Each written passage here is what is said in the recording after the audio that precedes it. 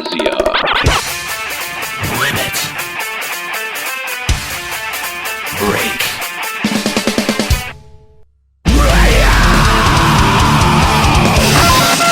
With your hosts, Unmiro. Now behold the horror you have wrought. Kahlo.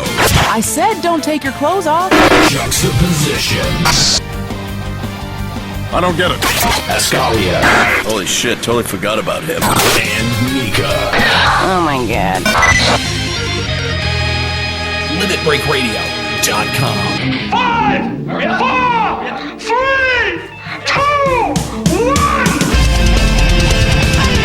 1. Welcome to Limit Break Radio, episode number 90. Just 10 more episodes to go till episode number 100. Guys, thanks so much for joining us here at twitch.tv/Limit Break Radio. We are, of course, live from Eorzea. Let's kick it on over to our studios. If you would like to join us live, you can join us at our house at the Goblet. That's the 5th Ward, plot number 30 on the Sergeant Tannis server. And I can't help but notice that there's been some remodeling that's gone on. Yeah, you like that? Well, I like the desk. I like that we don't have that humongous round table anymore. The round table was a little bit much, I'm not going to lie. That the round table implies too much equality. Yeah. I noticed people were like sitting next to us, and I was like, exactly. This is a one-to-many broadcast. It's a 5-to-many. Well, sometimes it's a 5-to-many broadcast. If we're lucky, it's a 5-to-many. usually it's a 4. It's a 3-to-many broadcast. Yeah. Welcome to the show. Thanks for joining us here at twitch.tv/Limit Break Radio, limitbreakradio.com as well. And I also want to thank everyone for being so patient at the start of the show. The live listeners who are listening, of course, at twitch.tv/Limit Break Radio. We promise it was worth it. It definitely was worth it.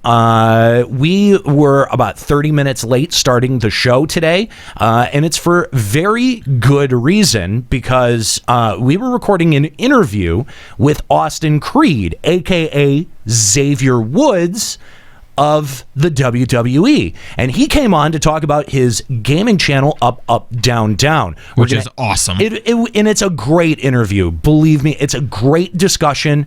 You'll want to join us. We're going to air it live over at Final Encounter Cast this afternoon. So make sure you join us over there, twitch.tv/Final Encounter Cast. That's coming up at 5 p.m. today. And if you're listening to this on the podcast, you want to hear that, that's over at finalencountercast.com. So thanks, guys, so much for hanging on and being patient. We really, really do appreciate it. We know how frustrating it can be to have to wait for the show. But we're here now, and boy, we got a lot to talk about this week, just like we had a lot to talk about last week, because we're going to be talking about producer live letter number 33 today. SE is a veritable fountain of information these days. Where was this 6 months ago? Well, I mean, this is pretty normal when you have FanFest sprinkled in the mix. Yeah. You know, when you have announcements from FanFest, it really does seem to pick up, in terms of information really, really quickly. And so, if you think back to around the time that, the 2014 FF14 show, or the 2014 FF14 FanFest was going on, there was a whole lot of hype and a lot of info that was coming out around that, a lot of speculation about John. It was very much a similar environment to what we have now. So please look forward to it again in 2 years. And it's exciting too. Like, it definitely is super exciting. It's a good time to be an FF14 fan, because we've got some pretty decent content going on right now. We've got the promise of what might be. I mean, this rework Diadem stuff looks really interesting. Plus, we've got all of these great announcements for what we could see in Stormblood. It feels like a good time to be an FF14 fan. I tell you what, late March is going to be not a good time to be a FF14 fan. It's going to be rough. Like, don't get me wrong, it's going to get rough. that holdover period is gonna. Oh man, it really is. It's gonna be rough, but. We don't even get like the hope of it being in spring. This time there's like, no, it's early summer. Like we're not even gonna bullshit you. Yeah, we're not even gonna try to bullshit you. So yeah, I a lot to talk about, but we want to hear from you as well. You can call the show Limit Break Radio on Skype 810-515-8715, limitbreakradio.com/Discord. Kookie is standing by to take your calls. We want to hear from you. If you want to react to anything in Producer Live Letter 33, if you want to react to anything that we talked about last week with the Famatsu or Game Watch interview, we definitely want to hear from you. So let us know. Limit Break Radio on Skype 810-515-8715, limitbreakradio.com/Discord. So let's check out what's going on in FF14 news. This is a Limit Breaking News Update.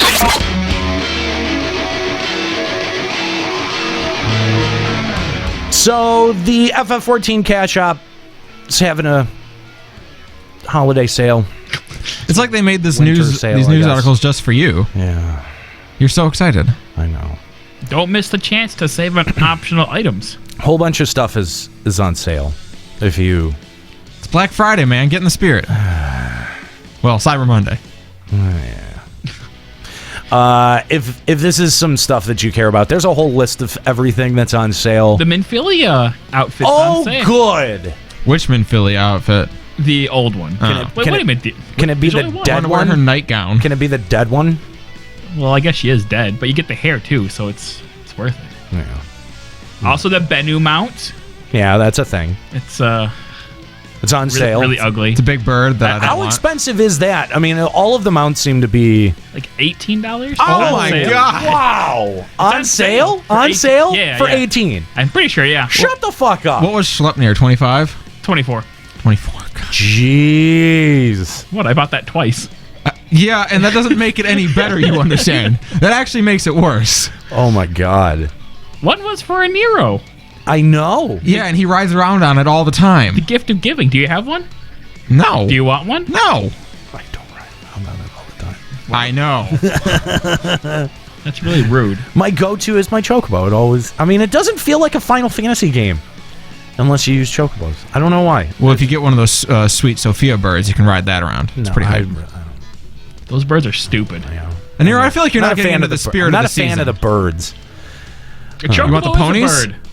No, the Birds in general? The birds in general. Even the horses. Like it doesn't. Listen, it's not Final Fantasy. He doesn't want why a can't horse. we He doesn't want a bird. He wants a horse bird. Get it right. That's right. Exactly. How did those two things ever get? Well, what about a Moogle? No. Moogles are Final Fantasy. And they're real fat when you ride on them. Yeah, I don't want to ride one. That, by the way, that fat Moogle is the most terrifying thing I've ever seen in my life. Right? That thing is like... It feels like that scene in Malcolm in the Middle where Dewey gets in trouble for making his rabbit so fat that it dies. Like, what have you done to that poor animal? Yeah. I don't know. It is a little unnerving. We've also got the Orzayan Home Makeover Extreme Contest for North America. As the Orzayan air begins to cool, our weary adventurers seek to settle in their apartments and personal quarters to warm themselves from the winter winds. We do? No, not really. Do you have what it takes to decorate a home worthy of the Warrior of Light? Obviously. Please put your interior design skills to the test. Hashtag mute Juxt as Mickey is being wasteful with his money. Well, that's an appropriate amount. That's enough to mute his mic, for sure. Thank you, Hasio. There's something to be said about blaming Juxta for wasting his money by sending in a donation to make him shut up. That is true. But I appreciate it nonetheless. That is true.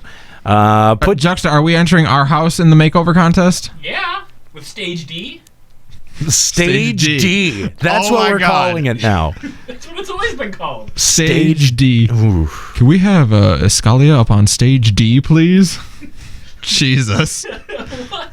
Start his music. Dun, dun, dun, dun, dun. Only if Stan Lee calls me up onto stage.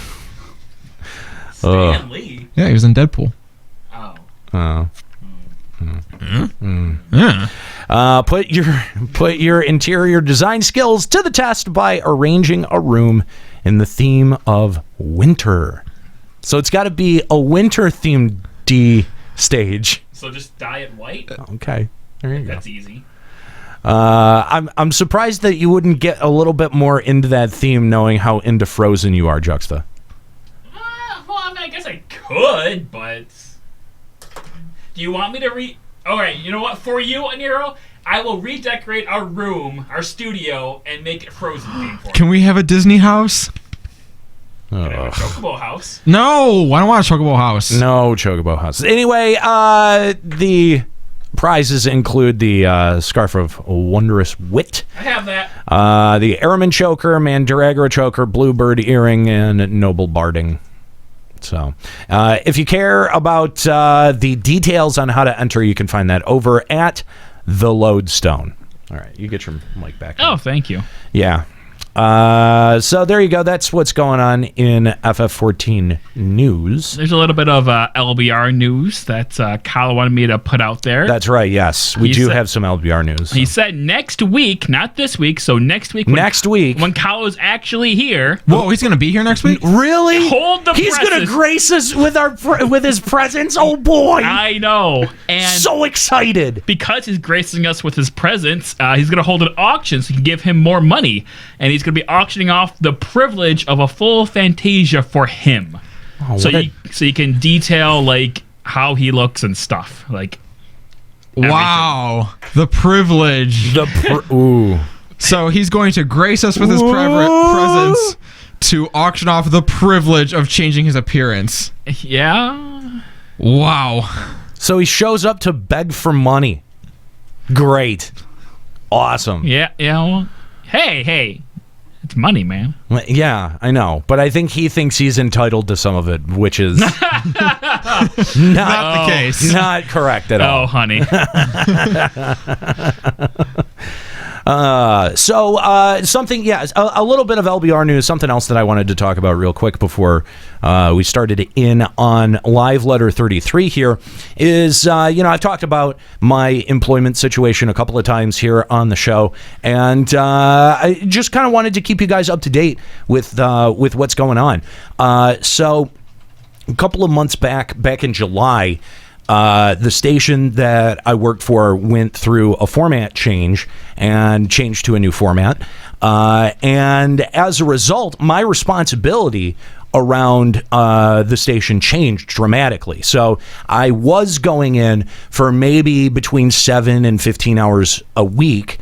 And when I was there, I was pushing one button every hour and a half. It was really, I was not doing a whole lot of anything. Out? No, it was really hard for you. It was the easiest job ever. Taxing your intellect. It just definitely didn't give me enough hours to be able to support myself. Well, the good news is that with the format change, opportunities have been presented, and so the hours that I've been working have picked up a lot. So I've gone to now almost 40 hours a week, and my responsibilities while I'm there have changed drastically as well. So I don't have the same amount of free time or attention that I used to while I was at work. You press 2 buttons. It's changed in its impact. 2 buttons! God damn it. It's changed and it's impacted the way that I play games and what I'm able to play. So I just sort of wanted to give you guys a heads up that as of next week, I moved to doing 5 days a week, Monday through Friday, and my call time is at 6 a.m. And that is Have fun with that. Yeah, that's I know that's going to be. So what you're saying is you're going to be cutting back on those midnight streams you've been doing. Yes. No, because you haven't been doing midnight streams. No, I haven't been doing midnight streams, but it's just letting you know what the facts are. That is what my work schedule is going to be from now until they, decide to fire me, I guess. Probably, yeah. That's a positive outlook. I would. I also have a RL update as well. I stepped on glass at some point. What? Okay. I stepped on glass. There's a little piece of glass wedged into my heel. You should get that out. Well, I tried pulling it out with tweezers, but it just sounded like it was like breaking further. So I stopped. So I'm like having like a Tony Stark situation where if I try to touch it, it just goes further into my heart. Okay. Wait, so you heard it breaking and decided, I'm going to stop trying to get any of it out. Well, yeah. You realize that even if it's broken, you could still get maybe half of it out, and that'd be better than where you're at. Except that it'd be broken, it'd be like even more in my foot. It'd be like shrapnel. Well, it already is. More shrapneled. Like shrapnel of shrapnel. Shrapception. Juxta, go to a doctor. Good Lord. It's just my heel. I don't need that part. You know what? I'm not helping you when you have when you're on crutches. When the necrosis sets in, don't call me. Okay, well, you're not helping me right now when I don't have necrosis, bringing up 2 things of tea, 2 Mountain Dews, a pizza, 2 breadsticks. Yeah, but we're just saying that when you have your foot lopped off, like society's going to dictate that we should help you, and we're not going to. First of all, we didn't know about the glass before you got here. Second of all, it's not like it would have changed what we would have asked you to do, but just be a little bit more responsible for yourself so that when we do ask you to do what little work we do ask you to do, that you can do it without experiencing necrosis in your foot. Is that possible? What's necrosis? It's when your foot turns black and falls off. It's when the skin starts to die. I'm still good for it, though. Yeah, right now you are. Right now it's still probably just a puffy red, I'm guessing. No, don't take your socks off. I don't want to see. Just tell me. No, it's just callus. Oh. No. Maybe he's going to be okay.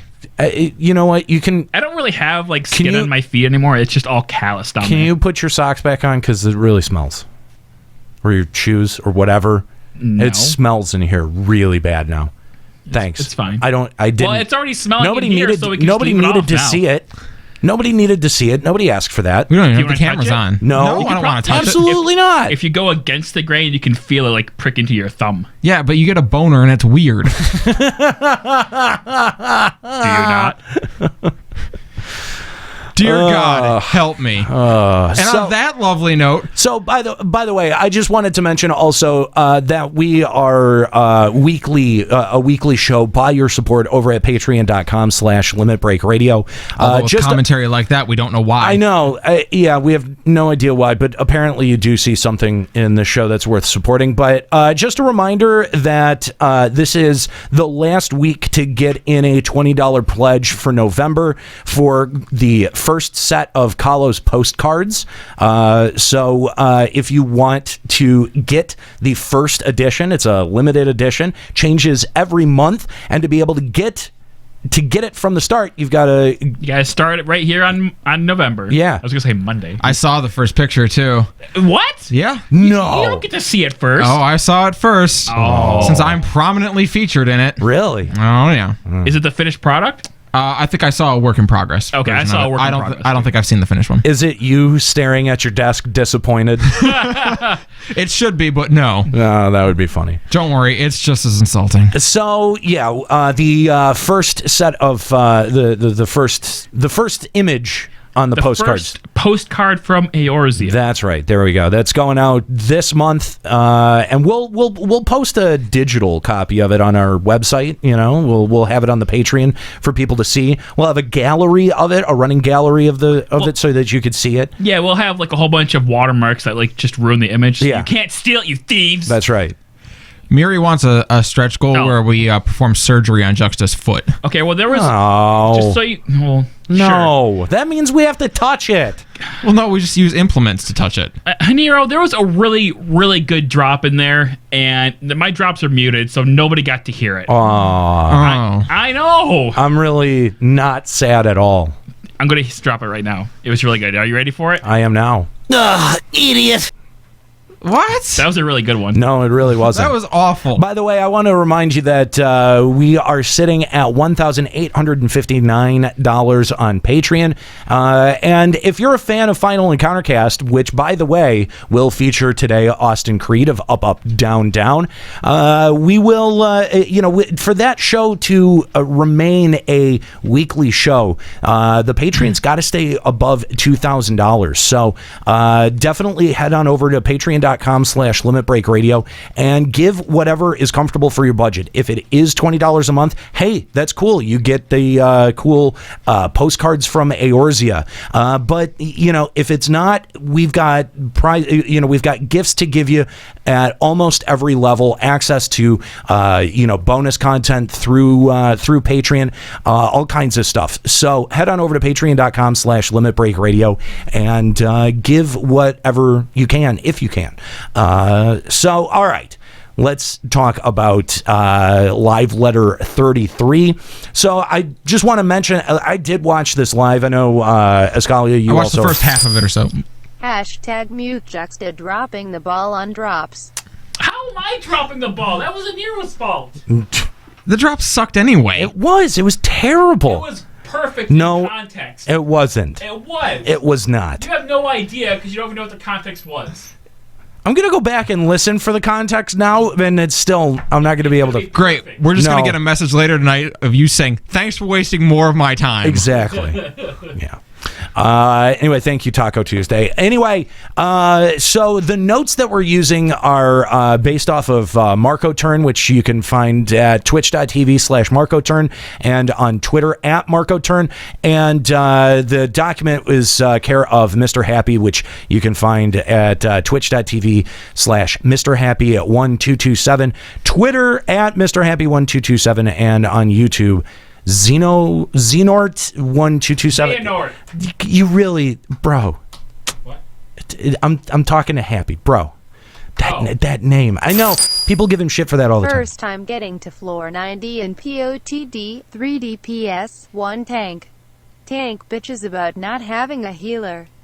Proceeds to puss out and pull all rooms and wipes us on first floor. Oh, dude. Meanwhile, LBRFC made makes it to floor 130 solo as BRD. Hashtag FMFL. FMFL. FMF. FMFL. I love the way that the voice says it. Heroes never die. When's the last time we had a fumful? I know, right? Mr. Jack, dude, that's 5 seconds ago. That's a bummer. That's a bummer. Sorry to hear that. What a fucking moron. What a bad. Right? What a terrible bad. Anyway, it's really rude to talk about a Scully like that right in front of him. I feel like you need your mic back. I think I do. Okay, there you go. Oh, thank you. Ooh. Let's talk about Escalia's fanfic instead. Oh, don't worry. We've got what fanfic? Don't worry. We've got that slated for later. Nuh-uh. Yeah. No. Uh-huh. It's not on the outline. Oh yeah. Oh, it definitely is. It definitely is. What? You did not look close enough. Do we want to wait for Kahlo though? I mean, you're going to be here next week, right, Escalia? You don't have Is any Kahlo friends gonna be here? or family. Kahlo is going to be here. No, I'm not going to be here next week. We know you don't have a life outside of us, so we know you're going to be here. Well, if Kahlo, I mean, then it's. I think. Look, if we hold off on the fanfic for Kahlo to be here, then it's literally got to be a coin toss who reads it. Oh man, because I'm in all support of this. I have a 50 shot of not reading this now. Hell yes, I'll wait. All right. Let's see what the chat. We'll sit on it. We'll see. We don't have to decide right now. Sit on a thumb. Anyway, turn around. Queue up donations demanding fan fiction reading. Here they come. Here we go. So I was making fun of Mr. Happy's terrible YouTube name, but Extenort. Yeah, that is kind of weird. Yeah, I know, and he makes fun of himself for it too. But oh man, is it bad? I know it's Kingdom Hearts. That doesn't help at all. Anyway. So let's talk about what was going down at the Live Letter 33. We've got, of course, the announcement officially of patch 3.5. It's called The Far Edge of Fate. That's the name of the patch. The logo portrays the Warrior of Light surrounded by Alfino, Alizé, Yida, Poplimo, and the Tupsamati in the center. The Far Edge is very important in the title. What could that mean? Well, it means it's not the close edge, idiot. Woof. Okay, sure. It's not the close edge. The far edge. I mean, he did go out of his way to say that it's very important. And I don't know. I mean, if you think like the far edge, I think implies that there is a double edge, right? The double edge of the tube samadhi. Do you think about anything that you say before you say it? Well, I was gonna say the sword, but that's obvious, so I had to change it up mid-sentence. God. All right, no, think about it. What if tube samadhi being used by Paplimo in a bad way? Double-edged oh my god. tube samadhi. Oh my god. Why like I don't know why we isn't it weird like when he's talking and you just know you're going to be mad at the end of it? Yeah. And then you don't stop me? Because the sad part is you're right more often than we'd like. But no, I don't think you're right this time. That's stupid, and so are you. So the new main scenario quests are going to be broken up into two parts. We'll see part 1 in mid-January, of course, with the release of 3.5, and then part 2 in March with 3.55, which I think is actually a little bit better spaced than they did the 2.5, 2.55 transition, because that felt a little fast, and then the wait was so much longer. Well, didn't that get delayed? Wasn't that the problem? Didn't Heaven's Word, wasn't that take longer than they thought it was going to? That too, yeah. Yeah, I think they released it with the idea of it coming out at the end of spring, like they said, and then that didn't happen. Yeah, that may be part of it. And I think knowing that, like might be why they're spacing it out for March. Mm-hmm. Because that is a pretty big... That is a pretty big wait. That's like what we would normally wait in between patches. That's a full 2 months? Yeah. Looks like? Yeah. Oh, okay, so it's a little bit less than a regular patch. I mean, if it's late March, that's basically like almost 3.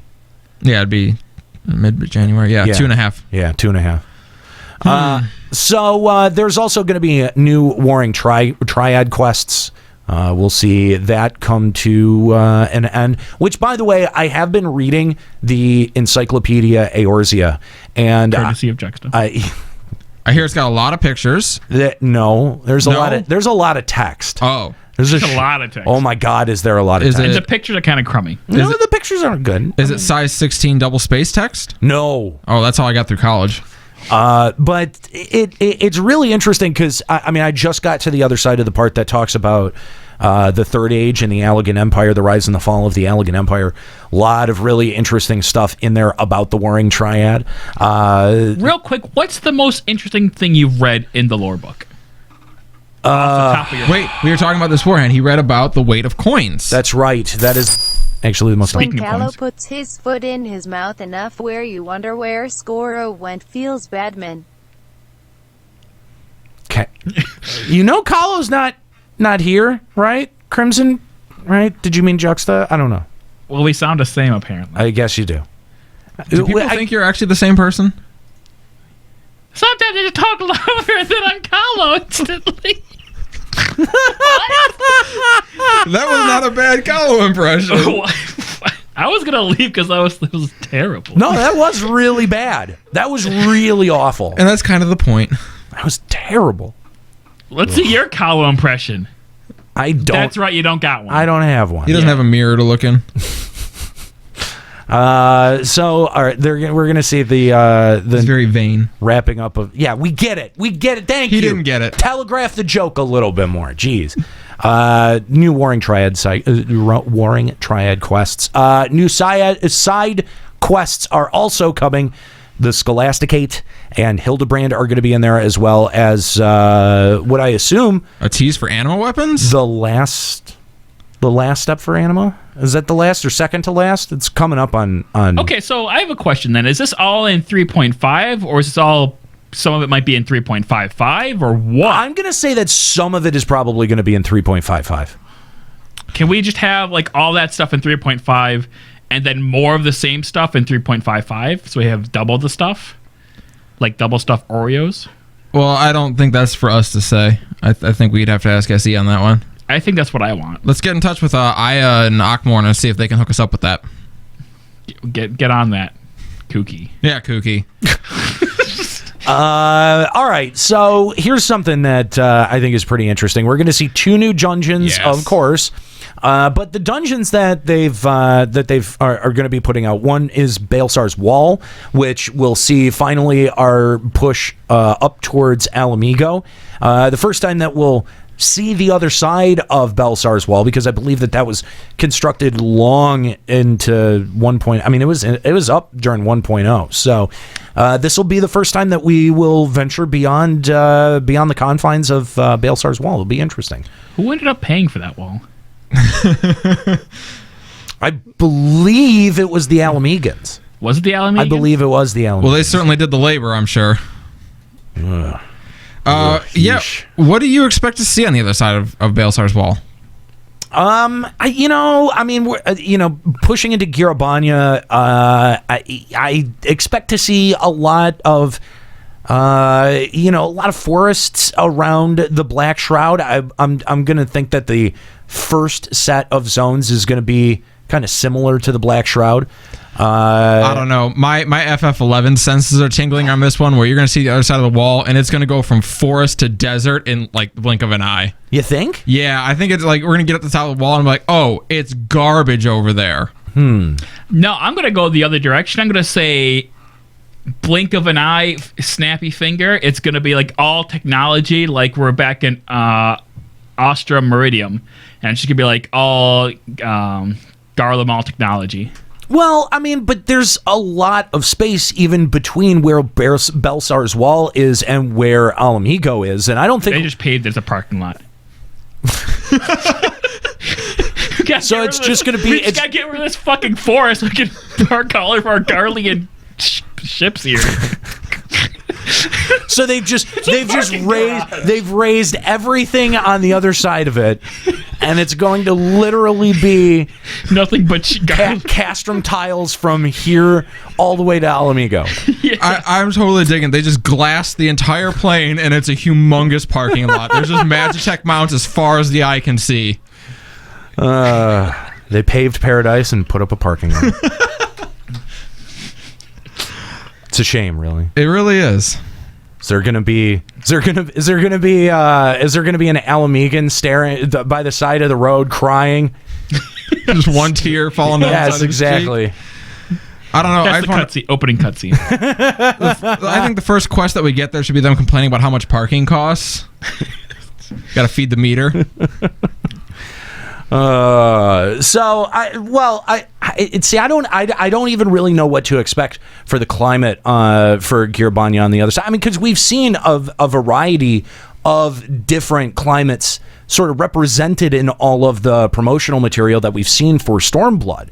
So it's kind of unclear, where exactly in terms of geography where that stuff would be. I think that the more desert, barren aspect will come in from the north, considering that that's where the mountain, where we'd be coming from the mountain range that's right there. And I think that is where you would see the desolation, as opposed to pushing through the Black Shroud like we're going to. I think that it's going to be a lot more lush and green than we're expecting. Where would it most closely connect to Thanalan? Because that's where I would think is where you see the desert. I don't know that it does. I don't. How big is this wall? Is it like sizable? No, I mean you can go and see it in the shroud right now. And yeah, I mean that's. He means how long is it? Yeah, how long is it? Oh, I don't know. I mean if it extends to. So it's like the Great Wall of Albania. Where the landmass. I'm gonna have to pull up a map now, but I'm pretty sure where the landmass connects to Girabanya is inaccessible through Thanalan. Okay. So there might be more of Thanalan that this expansion ends up opening up, but I don't know how much. And I mean, that could also be part of what we're seeing in some of the promotional material as well. We may be seeing, a zone that is more closely, in terms of geography, closer located to Thanalan than we're thinking right now. Mm-hmm. So, I mean, I think it's definitely going to be interesting. I'm pulling up a map right now. And yeah, see, Alamigo and Girabanya is way all up there, yeah. the way up to the northwest, and Old Da and Thanalan is all the way down here. It really doesn't It Man, the doesn't refugees connect. had to come a long way. Thanalan primarily connects to Mordona and the Black Shroud. So no matter what, you've got to get through the Black Shroud, or you're going to be coming from the northwest from Zephytal. So yeah, I think it actually will much more closely resemble the Black Shroud than we think that it will. So I'm excited. I'm excited to get more geography. That's one of the things that I really nerd out about. With FF14 is the geography and spacing of stuff, the representation of stuff. The way that different portions of the map are represented. Rather cleverly through zone design and stuff like that. So but the other dungeon that we're going to be seeing, and this is really interesting as well, is going to be Sohm Al Hard. Now, they did say that, in 3.0, we climbed up Sohm Al to be able to get to the Sea of Clouds. Right. Whereas this will take us deep down into Sohm Al, the mountain. Like, it'll take us into the heart of the mountain.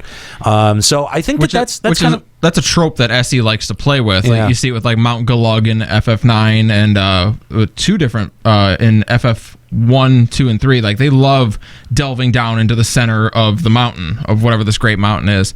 And what struck me about the pictures that we saw is Sohm Al Hard looks nothing like the original one. It's drastically different. It's like the opposite of Pharaoh Sirius hard mode. Yeah, and I like that. I mean, it's. I think that's really creative, and I'm also really curious to see what's down there. Do you think we're gonna get this as part of the main scenario quest, or do you think it's just gonna be by the way, go here and do a thing? I think if anything, the Baelsar's Wall is going to be attached to the main. That's pretty much a given. In the same way that Snowcloak was for 2.5. Right. I don't think that Sohm Al will, because they're going to only attach one of them. I think it's going to be a tangential reason that takes us back to Sohm Al. Kind of like when we did the tower, the anti-tower. Was that one? No, that was the main story. That was connected to the main story. Mm-hmm. Which one was the one in there? It was Amityville or Arboretum. Yeah. Yeah. That was the tangential one there. Yeah. So what could be taking us back to Sohm Al? I don't know. Something that Uppity Dragons. Uppity Dragons. More. Dragon Song War started back up. Yeah, Here we go. If it's more dragon conflict, I think I'm gonna be kind of exhausted by that. Yeah. I'm not gonna lie. I'm pretty over the dragon. Heretics. I'm pretty over the dragon thing at this point. They're not dragons anymore. They're heretics. Okay. Oh God, no more heretics. I think we've gone to that well enough times. So we're also going to see the third leg of the 24-man raid that started with Void Ark and then took us to Makek. And so we're going to Dunescaith, the Shadow Fortress, or Fortress of Shadows. So I mean, we didn't really get to see a whole lot of it. We did see very early on in some of the early promo material for Void Ark that a structure was featured very prominently. That was nothing that we had seen in our tour through Makek. So, I kind of figured that we would be going to whatever that place was that was pictured there. So, it's called Dunescaith. I don't know any of the lore behind this at all. Is there any? I don't know that there is. Yeah, like when we saw Weeping City, we at least had an idea of who inhabited it originally and what was going on there. But do we know anything about Dunescaith? It's probably where a whole bunch of Void Scent live. Probably. Yeah. But I mean, if we're going to draw a parallel to the Crystal Tower, like World of Darkness is where that story really got turned on its ear. Like, a lot developed in that story. Yeah. And I mean, I think that I'm expecting a lot from Dunescaith as well. I don't know. I've totally forgotten about the side story that goes along with it with Tits McGee. Yeah, Hot Tits McGee got captured and turned into Tits Masad. Okay, yeah, I kind of remember that. You rescued her, and now she's all butthurt. Yeah, and you also got that. But sad. Kate Sith helped you get that item that lets you seal Void Scent away. Yeah. And they're real MacGuffin. Yeah, MacGuffin. Yep. And they're nervous about that, and now we're looking for people. The part that I do remember from that storyline is but outside of boobs was Diabolos and Diabolos has boobs? No, Diabolos does not have boobs, but Diabolos is a part of the story. Boobs are separate. Boobs are gotta compartmentalize the boobs. It's hard. Yeah, I know. Really hard. I know. I mean, it's really hard. No, don't. No. Stop. That's why he's all hunched over at the desk.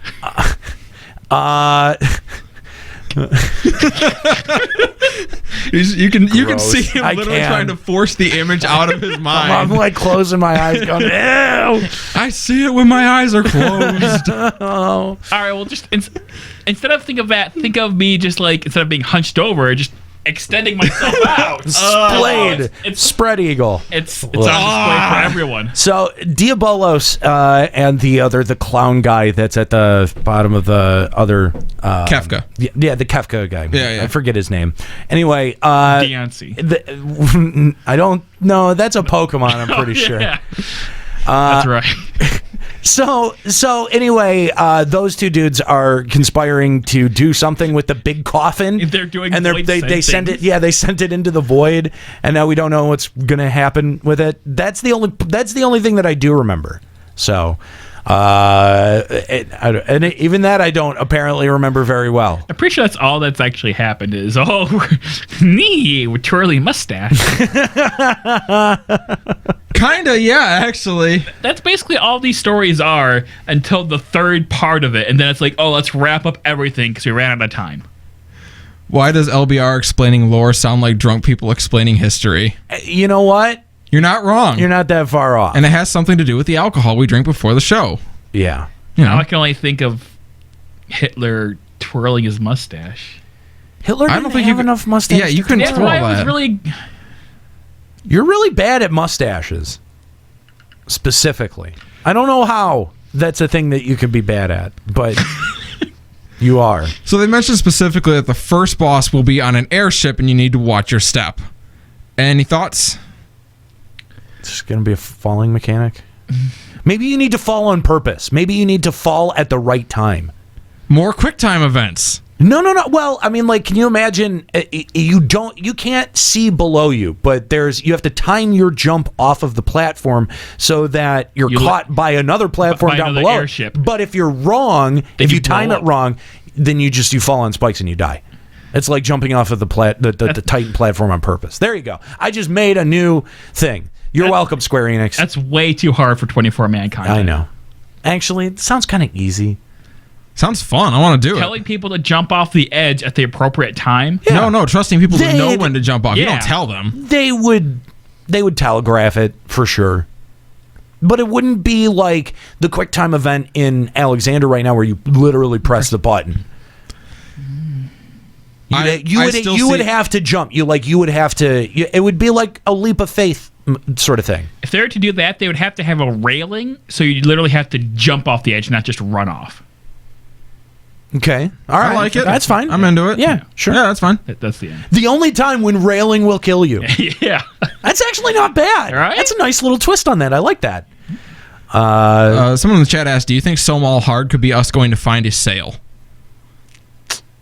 I feel like they would do that in the main story. Yeah. Or if it was bits of her. I mean, could they kind of pull a quick left on us and have both of the dungeons connected to the storyline? I hope. Or maybe connect this dungeon to the Warring Triad? No. Oh. No way. I mean, I know that they've got to expand the role of the Garleans in a hurry. Don't get me wrong. The Warring Triad is going to have a really compelling ending because it's got to be part of what compels us into Stormblood. No, I don't think so. You don't think so? I'm pretty sure that the Warring Triad is just going to be its own separate little bubble, and everything's going to be wrapped up in there, and it's not going to have any correlation to the main storyline quest because you don't have to do it right now. I mean, there is no requirement to actually do it. That's true. That is true. I don't know. It would just be cool if they unified everything like that. Oh, it would be cool, but I'm not predicting that. Yeah, because I guess with in 2.0, the primals were all connected into the main storyline. This time they've taken their primals outside of it. Ugh. Why would we bring back Ysael, by the way? Because everyone has a boner for Ysael. Yeah, I know, but I mean, like, it's SE. Yeah, but it's kind of getting. I mean, it's getting really old, and I think that they're aware of that. They're aware of setting narrative patterns. I don't think that we're going to see a resurrection for a while because no one can die. Well, heroes never die. Ysael was a hero. Okay. Chat, okay. Savage him, please. Please, that'd be great. Because you care. I don't. I don't. I don't. But I don't know. I'm with you though. I really don't want them to bring anyone else back. If you're dead, you're dead. Give me some meaning to death. Yeah, but that's the thing is that to have meaning to death, like all of your characters can't die too. You know what I mean? Like this isn't, for as much as we did praise the end of 2.5 for being kind of Game of Thrones-ish, someone, I think it was you, Ascali, had said something really important on a previous episode where you were like, look, if they do that again, we're expecting that kind of thing. Like they've got to up the ante a little bit. Mm-hmm. And they did. Like we've seen them up the ante very successfully in the transition from 1.0 to 2.0. And I think that that's sort of like what we're going to see. It's not going to be a calamity, but it's going to be something that ups the stakes. Like if you think about it, the Bahamut event was very large scale. It was something that impacted the entire realm, the entirety of the realm, right? And the events that ended 2.5 that started 3.0, they were very small. They were very personal to us, like to the Warrior of Light specifically, whether it's the disbanding of the Scions or the unraveling of the political structure in Ul'dah.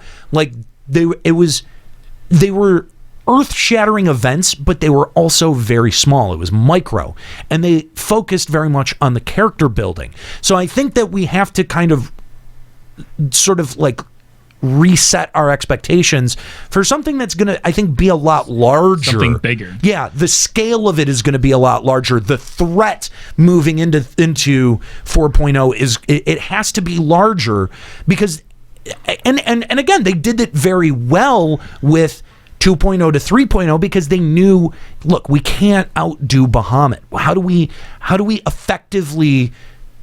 effectively pull something compelling out of the narrative from 2.0 to 3.0? And they came up with, not a huge threat, but this very sort of personalized threat, right? Which was so effective in narrative terms.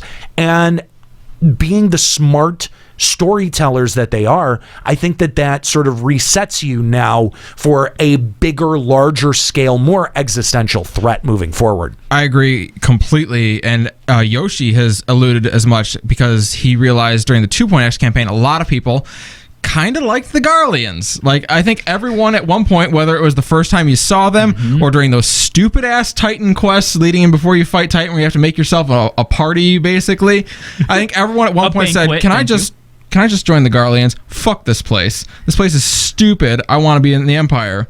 And he has really gone out of his way to say you will not feel that way anymore. Yeah. And I think you're right. It has to be something major that's going to mobilize the whole of Eorzea against the Garleans. First to go take back Alamigo, and then eventually with 5.0 to push up into Garlemald and say, fuck you guys. Do you guys think that we're going to see Xenos play his hand at all? Yes. I think we will know who Xenos is before Stormblood. Really? Oh, yeah. I think it may be in 3.55, it may be some of the final cutscenes, but I think we will be introduced to Xenos in a big way. Yeah, because I think that there's got to be something that sort of sets him apart, even in terms of a Garlean.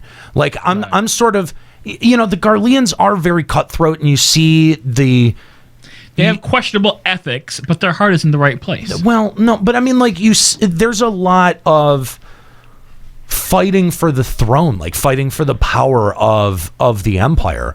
And if I'm not mistaken, the last couple of emperors have been assassinated, haven't they? I believe so. I'm pretty sure that they have. So I'm kind of curious what, because you're right. Yoshi P has said, like, what Xenos does, you're not going to sympathize with him at all. So what is he going to do to up that ante? My shot in the dark prediction is he's going to kill Tataru.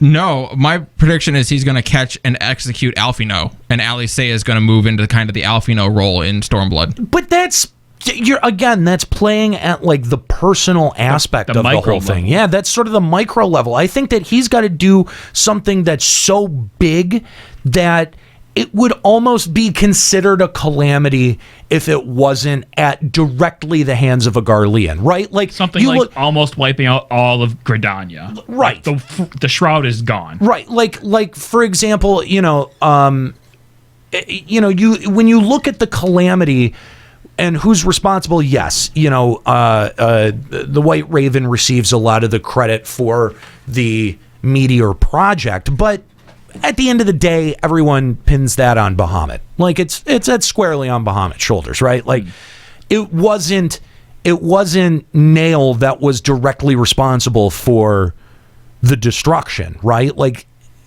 he wasn't the entity. But imagine, and he had done some really kind of fucked up stuff before that, like wiping entire cities off the map and all this other shit. But it's got to it's really got to turn up to like the next level. So how do you do that without deleting a zone effectively? What's an area that is populated but not used yet? Mordona, or yet, yeah. Like in the game or in the lore? Yeah. It's like we know that there are people there, but we haven't gone there. It's not like someplace. It's not a zone that we can go to. It's not a dungeon that we can go to. And somewhere we would actually care about. Yeah. I mean, it's pure speculation. I got it. What? We find the tribe of the Vera in the Shroud, and as we're about to enlist them into the Eorzean Alliance, he comes along and genocides them all. And now nobody likes him because now we don't have bunny girls.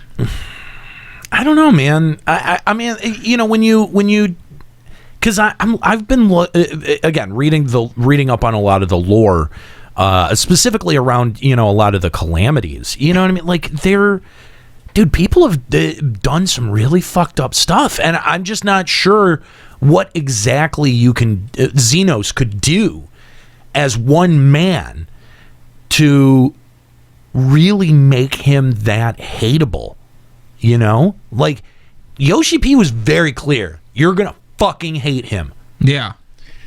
Well, I mean, I don't think him doing a big calamity thing, because I don't think anyone hates Bahamut. The characters in the game hate Bahamut, but no one personally has a vendetta against Bahamut for the calamity they cause.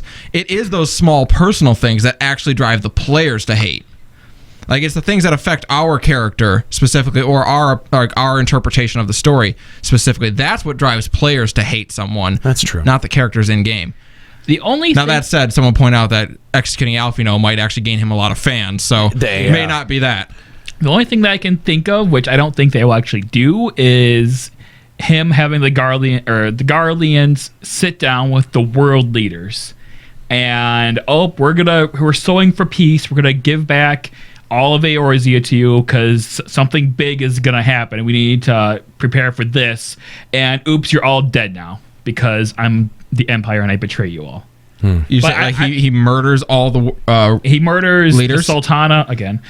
He murders Connie Senna and Merlwib. And the Mithra. Well, Nico will be pissed.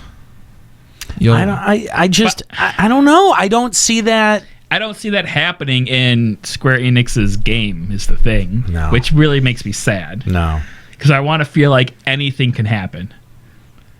It does, I just to give him a little bit of credit, it does sort of feel right now like anything could happen. Yeah. It's kind of a cool feeling. I do love the speculating that goes on. Mm-hmm. Who's universally beloved that he could off? I don't know. Juxta kind of nailed it before. Tataru would probably be. But that's micro again. It's not macro. Yeah, but you're right. Ida would be one. Pretty much everyone loves Ida. No. No? Mm-hmm. No, I mean the people of the Ida. World. Nobody knows who Ida is. Well, again, that's where you go back to Alphino. He is well respected throughout the world at this point. Imric, he's pretty well liked.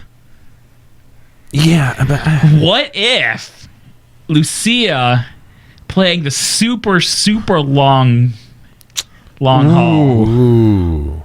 Because I feel like a lot of people have forgotten about that little Garlean jewel in her forehead. Yeah. I mean, everyone, or the player knows that she's Garlean at this point. Right. She's even admitted as much. Right. So because she's the sister of Livia, right? White Raven. Not White Raven. White Magitek. That's right. Livia. Livia, there you go. Yeah. I think Delta might have it. He's going to off Hildebrand, and this realm is going to lose their mind. No. Does anyone really like Hildebrand after Heaven's Ward Hildebrand? No, I'm over it. They really checked out on Hildebrand. Like all of the we want Hildebrand back for Heaven's Word. Like they half-assed. Are you happy? Was it worth it? Well, it's the problem is you can't half-ass it. Do it or don't do it. Yeah. Was it worth it? Really? It sucked. Ugh. So I need to have an entire show dedicated to why Hildebrand flopped so hard. Because they didn't do enough of it. They made it up on the fly because people were just like, we want Hildebrand, fuck this Scholasticate shit. And instead of like going like, no, let's make the Scholasticate good, which it wasn't really that bad to begin with. It was just kind of there.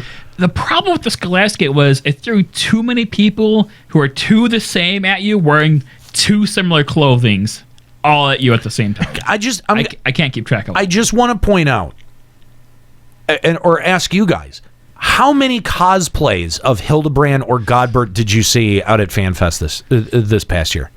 One or two? Yeah, the one who was Not on stage. many. I think 4 total. Yeah, not many. Yeah. 2014, they were fucking everywhere. Mm-hmm. This year was all about bards, yo. I think that tells you something about how people feel about the character. Like, Heaven's Word bummed people out for Hildebrand. Like, I think we're good on that for a while, Square Enix. Just saying. No, we're good on Heaven's Ward Hildebrand. I want them to return to 2.0. Oh, fuck off. Just do something else. Do you know what actually could unite Eorzea against Garlemald? What I think the only person they could actually kill who would actually unite Eorzea against Garlemald? Who? It's you. The Warrior of Light. The Warrior of Light. That's the only thing I think that would actually get all of Eorzea pissed. Okay. I don't know how you would do that from a storytelling perspective, but that's the only person I can, like, who else is universally beloved in Eorzea right now? No one. Yeah, because for so many reasons, I don't see that working at all. For like especially when you show up later, you're like, so yeah, for a lot of reasons. Well, no, that's obvious.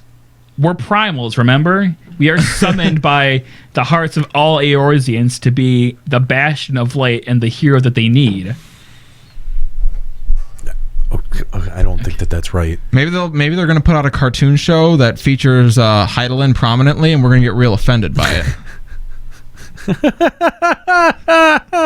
I see what you did there. Yeah, I get that.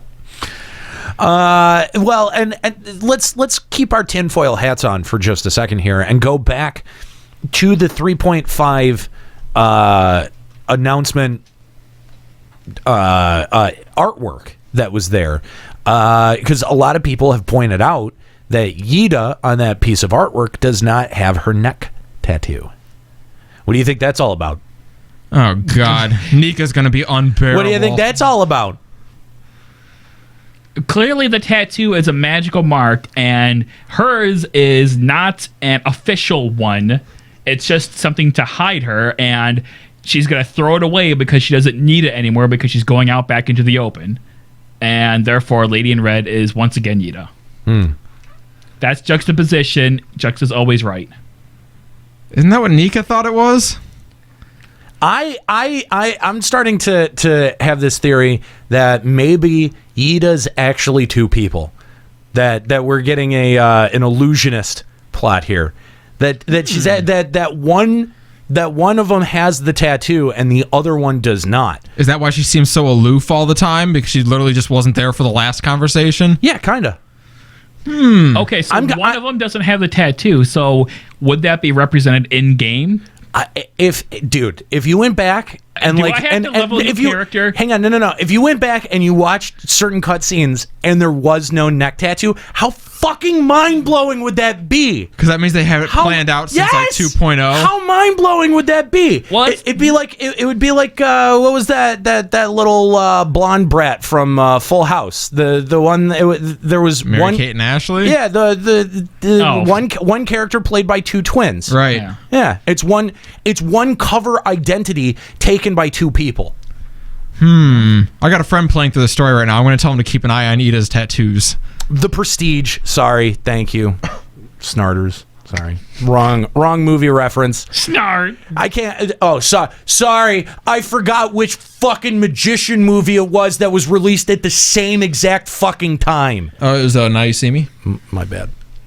Oh God, you picked the third one. I was gonna say that. The worst was one. trash. The worst it was one. so bad. That was so cool. I'm like Morgan Freeman and Woody Harrelson. What could go wrong? Turns out everything can go wrong. A lot. It was terrible. Oh, it was really not good. Yeah, we'll definitely see the conclusion of the Warring Triad. I really do hope that it plays kind of like a grander role. Like, if there was a way that they were able to tie it in narratively to the main plot, because I really do think that it's something big is gonna happen because of it. I hope it's not Omega, and the threat of Omega is what ties us all to go out and fight against. Well, because the Warring Triad does power Aziz La.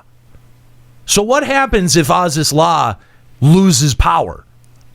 Oh God, it just plummets out of the sky. Does it? I don't know. What keeps it up? I'm assuming it's those engines that we see at the bottom of it. It's got to lead to. It's got to lead to something. It's got the Garleans in it. It's got to have a payoff somewhere. Right, but how can it if you don't require it to get done? Do you just, is it kind of like when you re-meet with Allie, say, if you haven't done Coil, you just hear about something that happened up in the north? Well, but there are story versions of it to have you clear it. Like, the easy versions are not a huge challenge or a big ask. I think if going into 3.55, the prerequisite is that you had all of the MSQ done and that storyline done, that then they could kind of meaningfully unify the two, and you'd have a big, just a massive event moving forward into 3.55. That'd be interesting, coming from like a perspective of how they're dividing up their content. Like, you're not required to do it. You can do it at whatever pace you want, but you have to have it done by this time. Right. That'd be interesting, actually. Right. And someone, Gisela in the chat says kind of like the mask uses doppelgangers for the Yida theory. I think actually like the mask having that character there sets you up as a way to expose the fact that Yida is actually two people, because he's doing the same thing. So if he exposes it, that's sort of like the perfect narrative bow tie right there. I don't know. I kind of look. I know that it's like kind of way out there into Crazyville, but I kind of like the theory. It's kind of a fun theory, I think. So if you have any theories about 3.55 or about 3.5 about the story moving into 4.0, give us a call. Limit Break Radio on Skype, 810-515-8715, limitbreakradio.com/Discord. Kookie is standing by. She'll get you hooked up with the show. We'd love it if you gave us a call. So there's this, I don't really know exactly what this is. If this is just the NPC that... Zoe? Or Zoe? Yeah, Zol? Zloe, yeah. It's like Chloe, but Zloe. Now it's Zloe. Yeah. Oh, okay. Because this one's for crafting. Oh. And gathering. All right, so exploratory missions 2.0 then? Wait, did we talk about... Oh, wait. Did we mention that the new guy's name is Zervan the Demon? No, we didn't. I was like, we should probably actually talk about him. Yeah, we didn't. He looks pretty badass. No, they showed off some artwork of him. He looks pretty cool. Yeah. So we've had the Demon, the Fiend, and the Goddess. Yes. I believe those are straight out of FF6, right? Yeah. We knew that. Okay, This is 3.0 stuff, buddy. Yeah. Keep up a little bit. Fair enough. Yeah. Any thoughts on the fight, on the significance of him? Like, obviously, the goddess's story, I thought when Koji got up there and explained kind of what her song meant. The lyrics, yeah. I thought that added a lot to her. Is there any mention of him in the lore book? Not that I've gotten to yet. Okay. No. If anyone out there has read through the lore book and knows, I'd love to know. I'm like I said, I'm about 30 pages into it, and I spent like 3 hours reading. Jeez, there's so much shit. There is so much. I like took a look at it. I'm like, oh, I don't read. I'm gonna put this down. I love that you spent all that money. So much. You spent all that money on the lore book, got it, before you're finally like, oh, I don't read. Yeah, basically. I'm like, I forgot. I don't even know how to read. Why did I buy this? I hate macaroni and cheese. I was hoping for pictures. You're looking forward to FF14, the graphic novel. That's what you're looking for. Yeah. Like a comic book? That's what a graphic novel would definitely... That would be so cool. Yeah. Can we get that? Why are you asking me?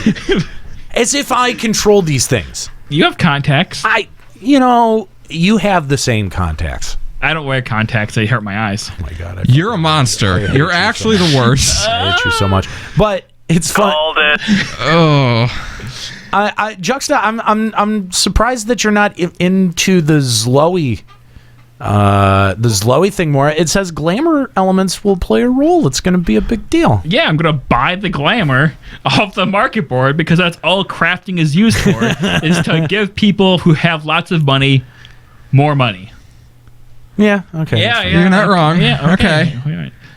I'm curious to see do we know if Zloey is a new person or if it's just Chloe and then wearing a different mask, going across the place. She's like, oh wait, hold.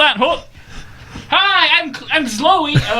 Here's your Wondrous Tales or your crafter book. Yeah, your Wondrous Fails book. Yeah, that's entirely possible. It's just like a summoning bell, and suddenly this girl runs over, and her name's slightly different now. Yeah, just like in Super Mario RPG in the volcano. Zloey.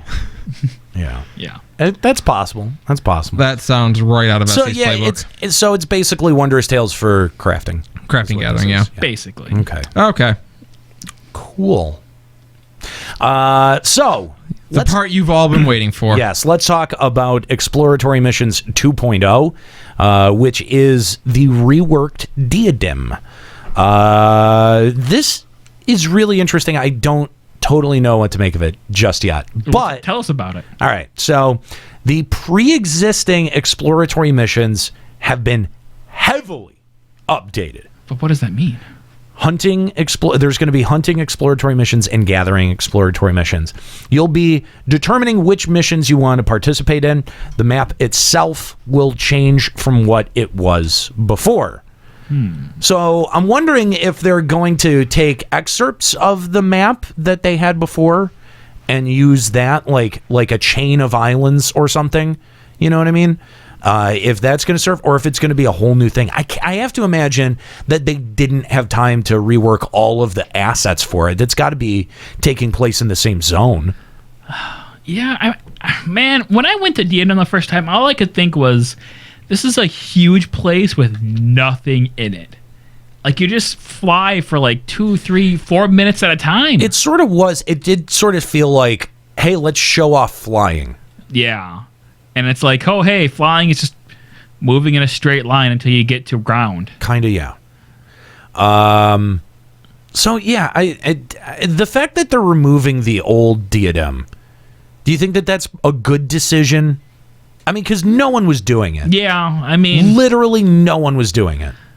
Yeah, I mean, I hope what this means is, like, you know how you start on, like, different little islands each time? Right. I'm hoping, like, that they just take, like, each of those as, like, a region, and you'll randomly get sent to one of those. And right. You're just stuck in that small region. Right. So now you actually, like, explore it more and, like, get, like, involved with it more, I guess. You know what I'm trying to say? Yeah.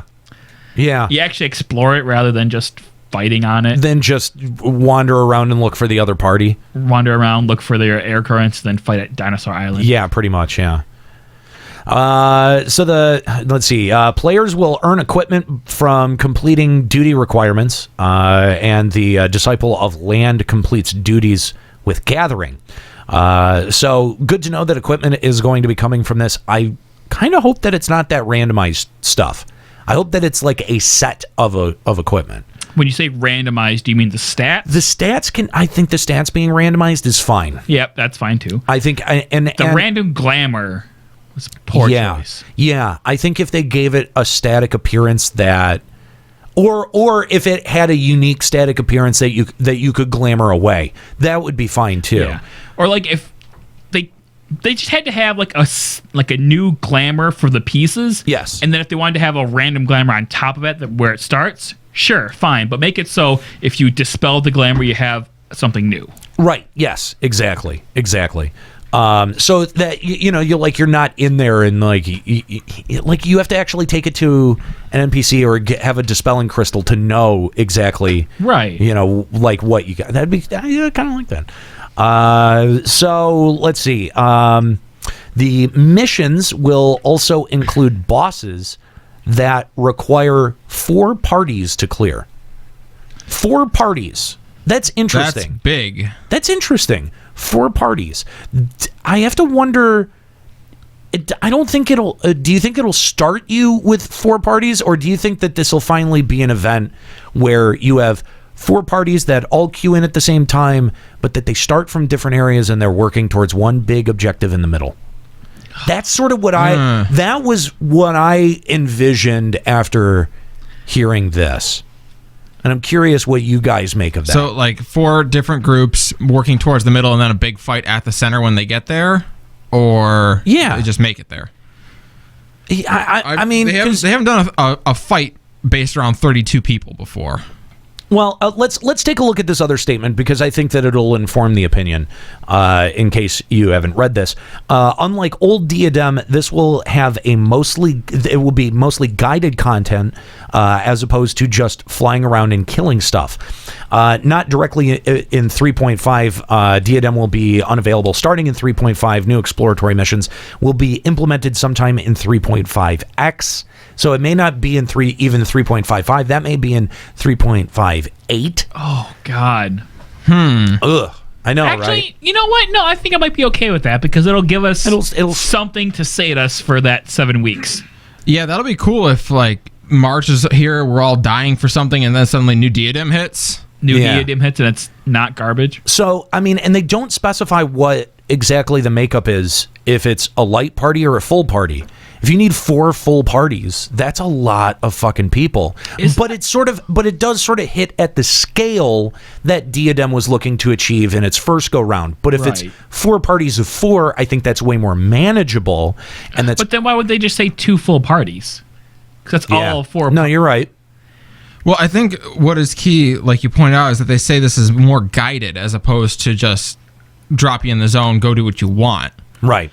That you're right. I think you could be right. It could be 4 groups of 8 working towards a common objective, but on different paths. Right. This is sort of like what we theorized with Crystal Tower before we actually got Crystal Tower, where you'd have parties that are working separately as opposed to 3 parties all working towards the same objective inside of the same room. Mm-hmm. We thought that parties would be much more segregated and accomplishing different objectives that would all lead towards unlocking something in the center where you would combine for like an Ozma type fight. Right. That's sort Which of would what be awesome. That's sort of what I'm thinking they're alluding to with Diadem. Which, if they do that, I think that's great. I think that's potentially very fun. You talk about a fresh take on the content. Yeah, totally. I wonder what it'll be like with one group getting there like really fast and just sitting around waiting for the other 2 groups to show or 3 groups to show up if they ever make it. I think that's a downside, but at the same time, and it's a downside that they were conscious of when they designed Crystal Tower, right? And Void Ark, and I think that's very clear, especially when you go through those. The timing of that is something that's very important, and I think if they let go of that aspect, that there might be some problems. You might have to smooth it out along the way somewhere. Depending on the difficulty, I'd love to see where, our first 2 groups are there, the other 2 haven't made it yet. Let's go in and fight them shorthanded. Let's go and fight them with 16. Actually, I was thinking like even a boss room that just removes the lockout mechanic. Yeah. a boss room where you could engage with with one party, and then as people get there, they can join in. Exactly. Yeah. Yeah. I like not being able to leave it once you're in, but you can go into the fight. Yeah. They'd have to fix something for like people like just dying and then respawning and coming back in, but I think you could do that. I'm probably thinking more something along the lines of you're going to have 4 paths and they're all going to meet in the middle, but there's going to be mobs along the way, but the boss won't spawn until all the mobs along all the paths are dead. So if one group gets to the middle first, they can just head down another group's path, meet in the middle, and then those two parties can go down another path until all mobs are dead. That's another possible way. I sort of, I don't know. I kind of like the other way that we had come up with. I think that would be really fun. Yeah, and if you are able to kill it with the 16 people before the other 2 groups get there, more treasure for you. Yeah, right. Oh, like they would put a competitive nature into it. They have an attribution system based on the DPS. No, not even. Just if the boss is dead and you don't get there in time, you don't get any treasure. Oh, you have to at least land one hit on it. Yeah, to be able to lock. Maybe. I don't know. If you want to speculate along with us, Limit Break Radio on Skype, 810-515-8715, limitbreakradio.com/Discord. Love to hear from you. What do you think about these diadem changes? Does this pique your interest for the event? Are you going to check it out? So on top of that, this is the news that got me. Achievements, by the way, achievements for the current diadem will be adjusted for the rework. Just so you know. We're all worried about it. So these going to turn to like legacy achievements where you can't get them anymore? I don't know. I mean, they've done that with other stuff, like all the 1.0 achievements. It's possible that they could. Yeah. The fact that the event's locking out in 3.5 leads me to believe that could happen. Yeah. Yeah. Yeah. Get those achievements done, I guess. I guess so. So now this is pretty big, and a lot of people have been talking about this, and also the PvP changes. But let's talk about the Party Finder updates. Yes. There's a lot going on here, and just a lot of stuff that should have been added a long fucking time ago, but we're finally getting around to that. Well, now they have money. Yeah, right. FF15's done. Now they can afford to spend some money on FF14 again. The window will change to allow a choice between server-only and entire data center or all Party Finder parties in both categories. So we will get finally the addition of the data center. Cross-server Party Finder, man. It's a big deal. I was shocked when that was included in this. I thought that was going to be a Stormblood item. Yeah, that's right. It is definitely a pretty big quality of life adjustment right there. Yeah, not one I thought we would get in the 3.x line. Yeah, a little surprised, but also at the same time, when you think about it, like how long it should have been there. Oh yeah. Well, that's the fact that it took this long. God damn. Come on, let's just be happy it's coming out. Okay, I am. I guess. The real question is: are we going to have cross-server friend lists? Good question. So data center-wide Party Finder options are going to be implemented. Players will still have the option to only recruit from their server if they want to, but it opens up the ability for people from across servers to play together for instanced content.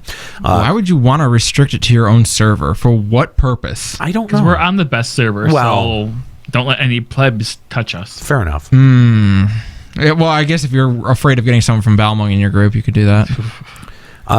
Cross-server only works for content in Duty or Raid Finder, and Party Chat can be used once you join a Party Finder group, even if you're on different servers. And they will be adjusting the blacklist to work cross-server. So I would assume that they would also put the friends list in that list of things to do as well. Although they've overlooked weirder things. So how long before we start seeing Party Finder messages for ERP groups on Balmung that you can join from any server now? No, dude, they're about to expand their market. This is going to be big. Gross. It's going to be the biggest. Do it naked. It's going to be the biggest thing for harems in a long time. Although I think that this will make Tuesday night reset streams a lot more fun because we can throw up the flag for LBR parties across server. Yes. So I think that'll definitely be. Can we do cross server PvP? Because that is instanced content. You can do cross-server Verminion because that's in the Duty Finder. No. Ooh. I thought you'd Tuesday be night excited for Lords of that. Verminion tournament. Everybody loses. We all lose. Party Finder filters will help narrow down recruitments you're searching for. Content like Palace of the Dead and Diadem will be updated into the Party Finder sometime later. It won't be available at the launch of the new Party Finder for cross-server play. You can password lock recruitments. Oh, that's totally awesome. So LBR group, the password is Rumpcox.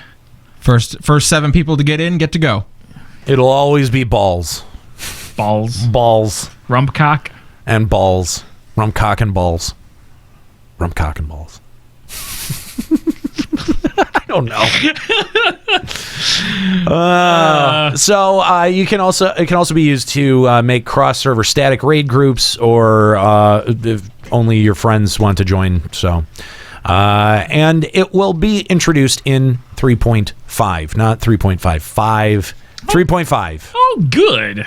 That's a pretty major. Like anytime you do something that has to tinker with how the servers talk to each other, that's a pretty major addition. Yeah, no, I think that this is going to be.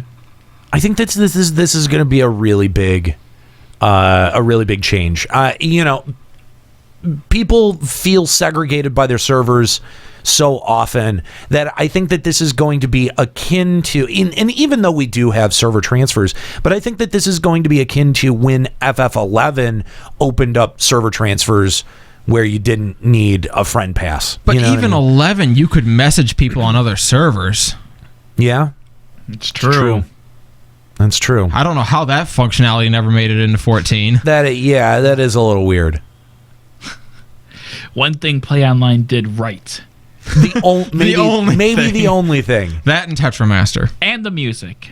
Yeah, the music was great. You listen to it in your car, which know. is it's called, the title of the track is Space. That's a strange level of masochism. Listening to that on your of your own free will in your car. Do do do do. It's called Dolphin, by the way, that song. No, it's not called Space. Not called Dolphin? It's called Space. Dolphin's a different track. Did you know that you could actually change the track on Play Online? Yeah, I always did. There's like a whole bunch of them. Yeah. Did you always just listen to the default one? Yeah. Well, you're insane. But it's the best one. No, it's not. I definitely had mine changed for a while. And then I uninstalled it and reinstalled it, and it reset all my settings, and I'm like, well, never setting that again. I like the one where it plays the very first time, like when you just install the game before you update POL, and it's that really fast-paced one, so you heard it for like 12 seconds until POL updated, and then it switched over. That one's great. Yeah. So, anyway, yeah, I do think that this is going to be a really big deal. This is the second patch I think they've put in where I feel like this is just for streamers. It's iCam and then this. Like, these are big things that you're doing for your streaming community. I don't think it's just for streamers. I think that this is for everybody. It really is for everyone, because you want to be able to play with your friends. Like, that's a big thing, and being segregated by server can be pretty frustrating. I mean, if we wanted to do a super stream team, like if we wanted to get all of our streaming friends together and all stream something at the same time. We have streaming friends? We do. Really? We have some left. Oh, okay. But if we wanted to get them together, like someone would have to pay money to transfer servers, or like now with this, it'll be super fucking easy. Yeah. Password rump cock and balls. Rump cock and balls. Romp. Romp cock? Romp cock. Romping cock and balls. Oh, okay. So yeah. No, I think this is high art right here. Yeah. This is what you highbrow pay. humor. This is what you pay for when you support Limit Break Radio on Patreon. I give it a 10. Thank you. Thanks, stream. Appreciate it. So we're also going to see some adjustments to PvP. Now, this is also something that has attracted a lot of attention. So you can queue now as of 3.5. You will be able to queue as you can queue without the Grand Company restrictions. They abolished Grand Company restrictions. Yeah.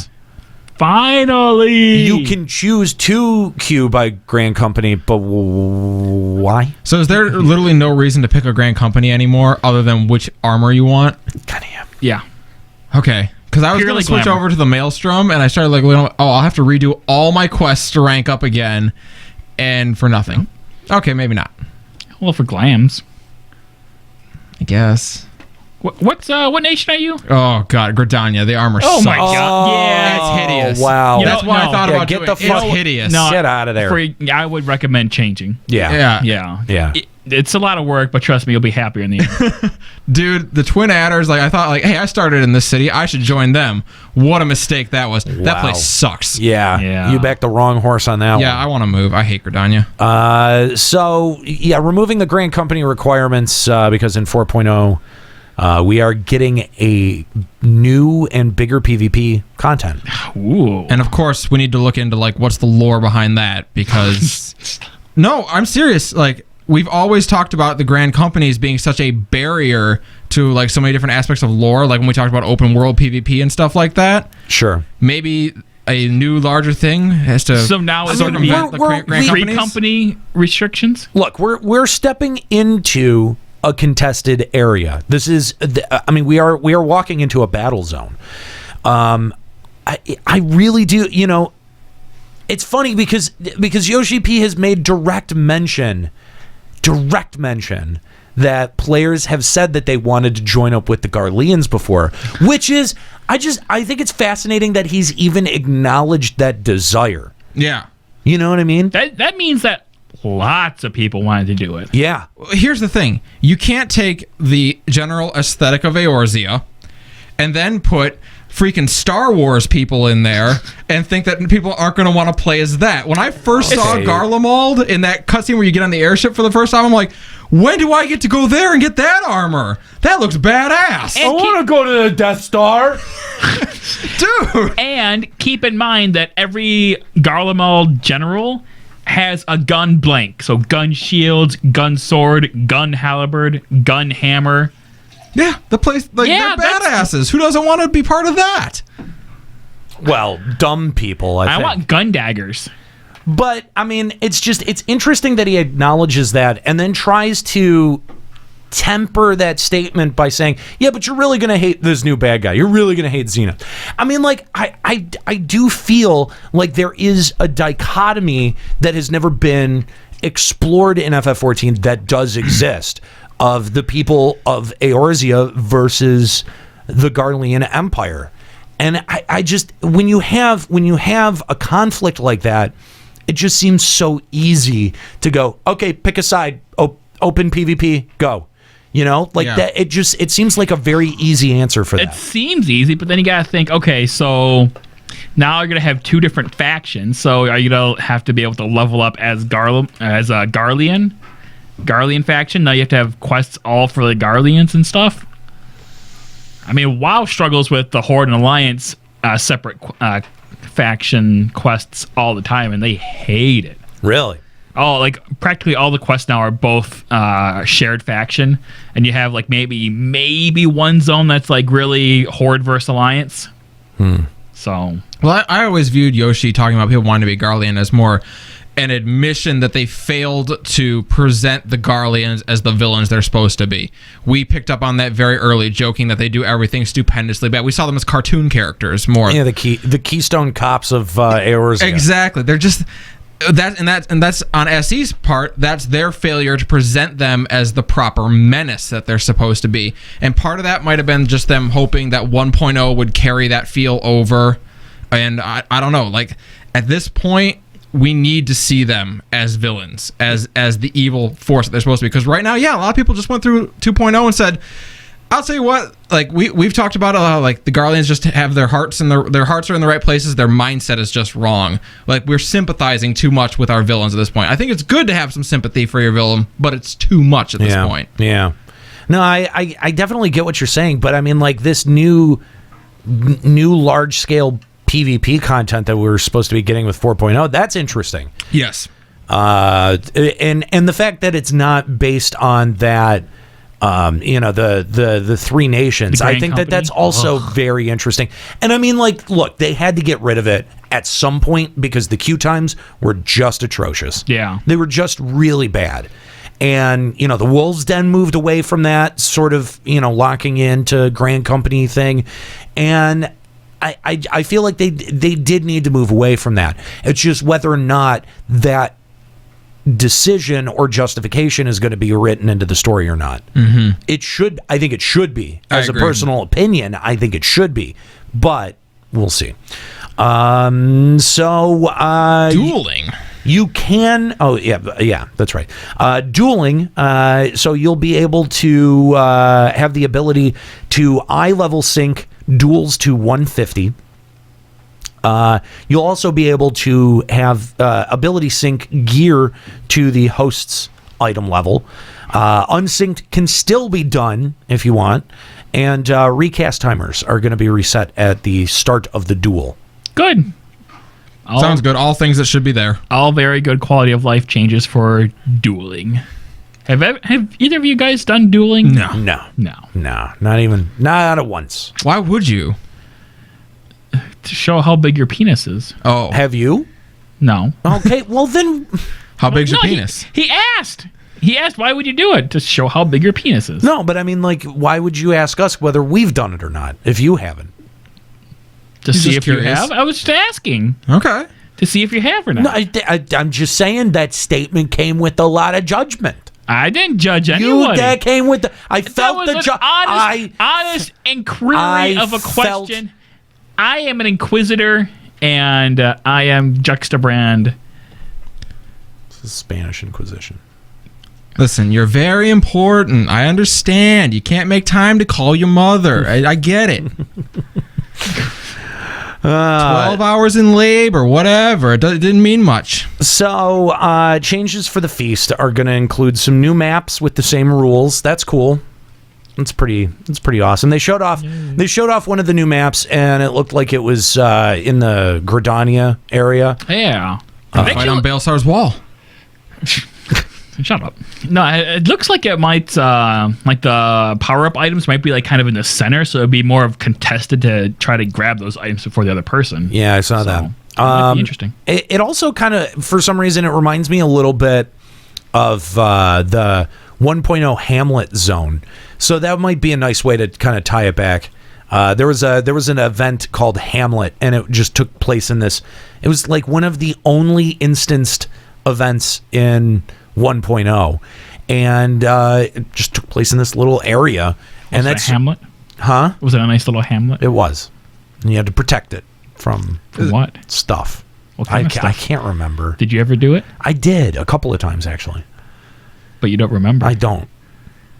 I remember enough about this. I remember enough about the zone. It looks a little similar. That's all. Okay. How nice of a hamlet could it have been then? Seriously? Who are you defending it from? Seriously. Shut the fuck up. Oh my god. Chat disabled during battles. What? Yeah, this is the big change. Oh my god. Yeah. So the chat is going to be disabled now during battles. They say due to the majority of chat containing harassment and not actual strategy. That I believe. Yeah, no, that checks out. I absolutely believe that's true. Totally checks out. 100%. So new targeting commands and auto-translate actions will be implemented for strictly strategic discussion. Wait, so you can still talk via auto-translate? Yep. Oh, that's amazing. Place gun inside trousers, pull back trigger, goodbye left ball.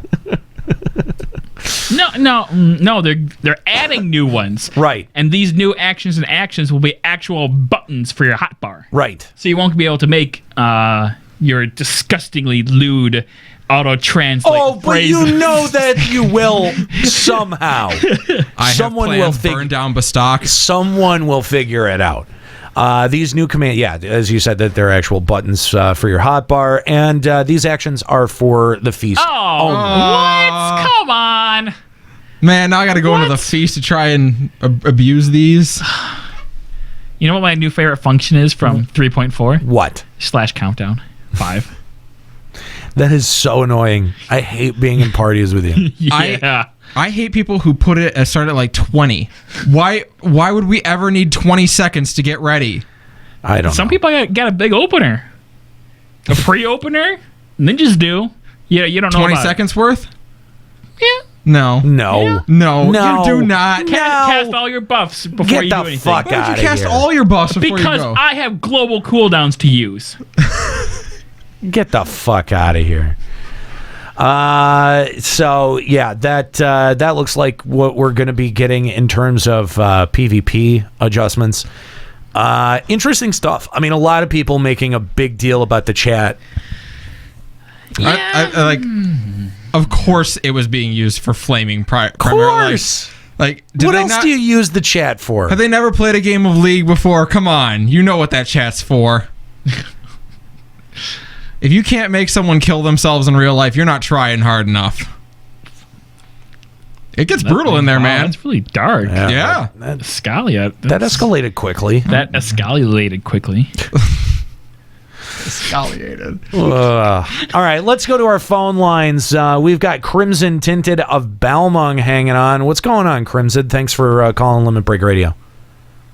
Hey, guys. Thanks for having me on. I just wanted to bring up my thoughts on the chat removal situation. All right.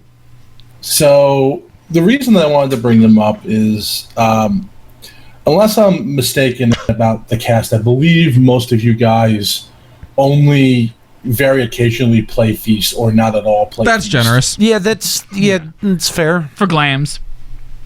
For glams, fair enough. All right, so, and I know as well you've had guests on that have a great deal of experience in Feast and PvP. They've given you their perspective. Definitely. I think he's talking about Joe Never right there. Yeah, Joe Never. Yeah. Never heard of him. No, who's that guy? But no, I wanted you to hear from a person that has spent a lot of time this season trying to actually play and improve their play and become a more experienced PvP player.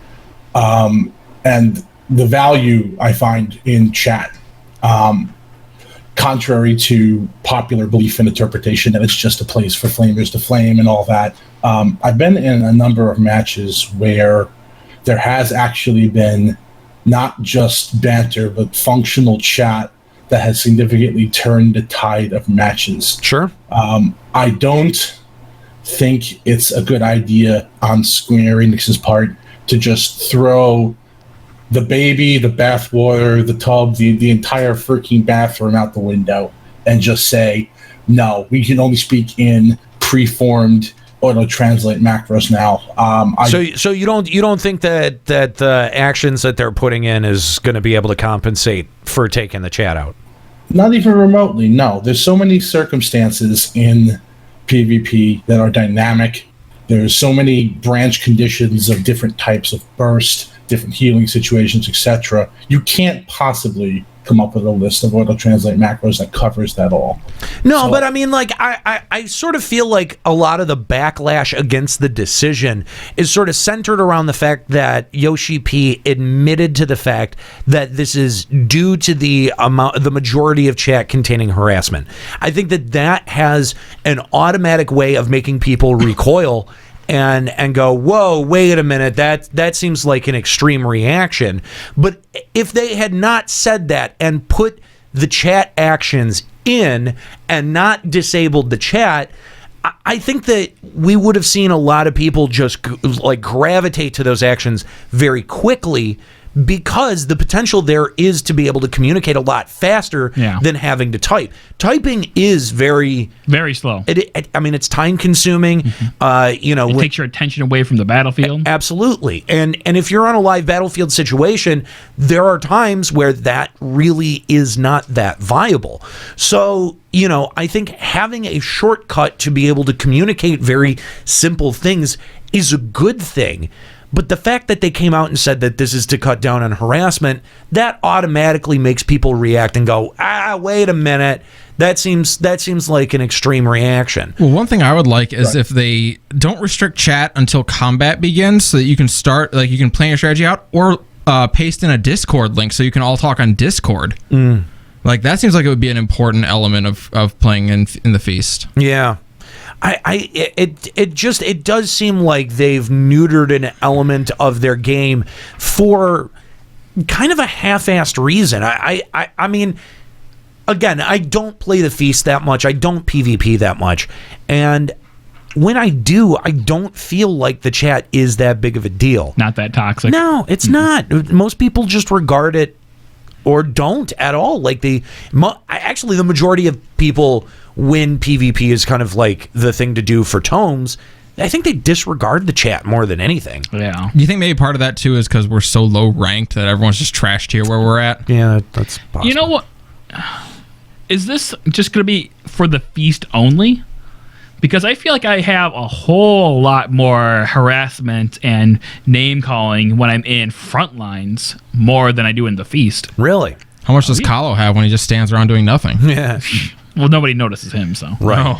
It's when people are getting frustrated and they're trying to lead their team to victory and they're like, go attack point C, and nobody's attacking point C, and then they get mad and then everyone starts yelling back and forth at each other. Yeah, you're right. I mean, the Feast does seem like a weird place to apply this. Like, especially when communication in the Feast is so much more important because you are 25% of your team in the Feast versus not even 2% of your team in Frontlines. Right. Well, yeah. Kyle's case, 0%. See, how it reads to the PvP community, honestly, when you remove chat like this, is it reads as two things. It reads as a moderation failure, basically them throwing up their hands and going, oh, moderating chat's too hard, so we're just going to disable it. And it reads as lazy as a result. Well, why does moderate chat? But why does the chat need to be moderated? Who needs to be protected from assholes? Like that's the thing, is that, like, I sort of feel like even if the PvP chat was mostly harassment, who gives a shit? Who really cares like who cares that much if you're being called a fag or whatever? Like, who gives a shit about what people say in the PvP chat if it's not helpful? And I mean, isn't like part of that is why the ESRB doesn't rate online content. Yeah. Like, you don't have to worry about your game being rated improperly. That you are clear on that. Like, what comes from online conversation is not your responsibility. I don't think that PvP chat even is something that needs to be moderated. I think you go half the step and you go moderation. That's you're halfway. You might as well just turn it off and make it only actions. You know, like, if you're going to go that far and expend that many resources making that happen, why not just go the extra distance and turn it off? That's what they're doing. Right, exactly. So. But if you just leave it the way that it is, I mean, add the actions too. I'm not saying that the actions are going to be useless. Add the actions too. I don't understand what quote unquote harassment people are having to put up with in the Feast. Do you know? Do you know Crimson? Are you asking generally, like how bad the harassment is? Yeah, like what kind of type of shit? Like, what kind of harassment have you seen that would justify Square-Enix going, no, we got to pull the plug on this? In short, nothing. I've never seen anything in a Feast chat in any match I've ever been in that's ever been remotely worse than shout chat and it'll share at 2:00 in the afternoon. Yeah, totally. And it's only 3 other fucking people. And the problem solves so easily with a mute button. Or if it's that bad, or mute just them. I mean, if you're doing a rando match, fucking, you know what I mean? Like, it's not like the matches are that long. Yeah, I don't know. Like, I'm watching the issue happen in real time, having seen it start happening 4 years ago in League. Like, it's the same thing over and over again in every game. And, like, yeah, they start with disabling the chat. People are going to bitch about that. They'll bring back the chat. They'll add a mute button. People will bitch about that. They'll put in a tribunal where players can judge other players. It gets insane, man. It's where it ends up. It's so unnecessary. Then everyone goes to Overwatch and the chat gets great. If the complaint is that I have to deal with assholes, sorry, you're playing an online game. Assholes are everywhere. They are. You're listening to 3 of them right now. There's 2 in this room right now. No, there's 3 in this room. That's correct. You count yourself as one of those. I was. Skelly's not an asshole. What? If he's not an asshole, what is he? Care Bear. Really? ERP Care Bear? Oh, yeah. I could be an asshole. With that hair. Yeah. Yeah. If you had a plate, I'd flip it right now. Here's a pen for you. You said you're going to flip it, not throw it at me. Yeah, I'm an asshole. You dick. Anyway, thanks for the call, Crimson.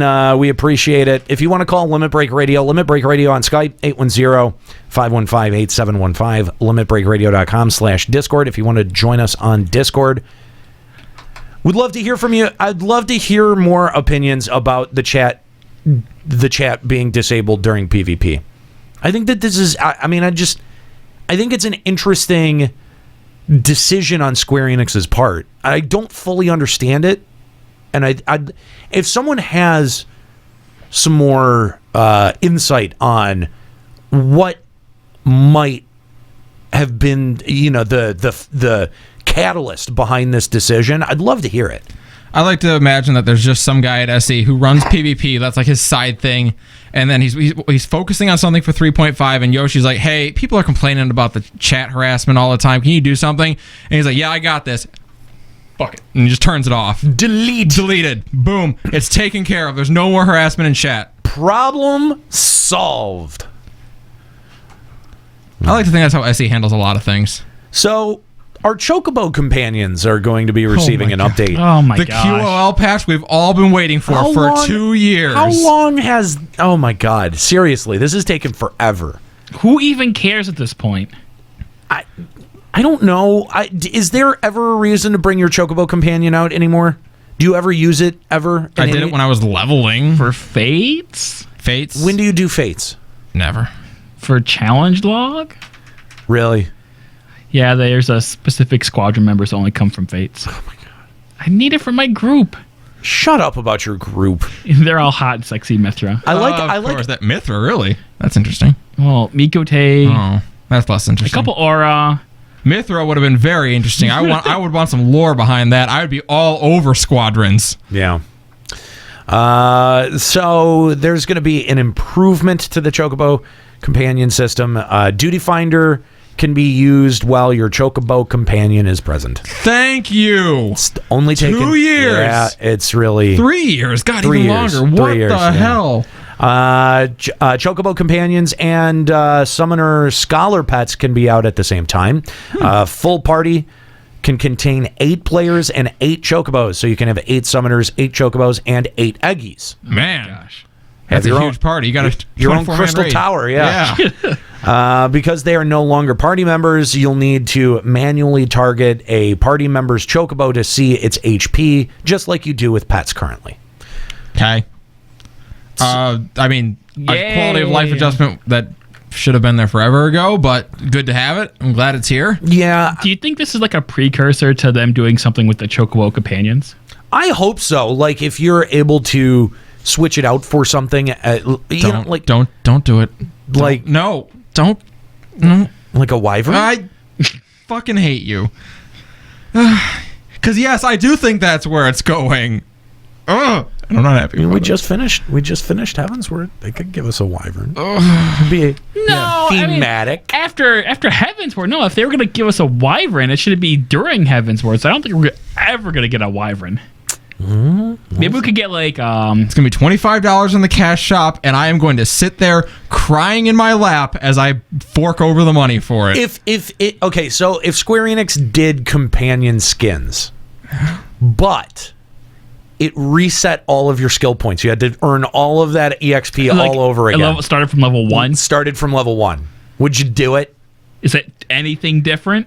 It would are the skills the same? Skills are exactly the same. No, because I never use it. The question was not aimed at you, dumb fuck. Okay, well, real quick before you answer that question, Escalia, what level is your Chocobo? Not 20? Okay. No, not 20. Nero, It's what like level is your 12. chocobo? I don't care. Not 20. Okay. Seeing as I'm the only person here with a max level chocobo, I feel like I am the only one qualified to answer that question, and to which I respond. Yeah, you're done. So, would you... Now, do I have to take my chocobo back to 0 or my dragoon back to level 1? Oh, no. The companion... Your dragoon all the way back to 1? What the fuck? Yeah, if it's the wyvern or the dragoon or chocobo, yeah, absolutely. The companion. Fuck that. The companion. I think I'd lose out on like 20 minutes of work. Okay. It's not very high level. I've leveled. All right, fair enough. Yeah, fair enough. Here's the problem. I'm like right in the middle of mine. Here's the problem. I was debating over it when I thought it was maybe my dragoon having to go back to level 1. I was thinking about it. Oh, really? Yeah. I think I would. I think I'd still do it. Well, it's because leveling a job is easy. That's true. Leveling a chocobo is hard because you don't get any XP ever. How did you level yours? I'm going to take you off mute. I leveled my chocobo entirely through Croca roots and a little bit of challenge log. Okay. Because at level 14 and above, one Croca root is worth like 55 mobs. Come on, man. It's not even worth it.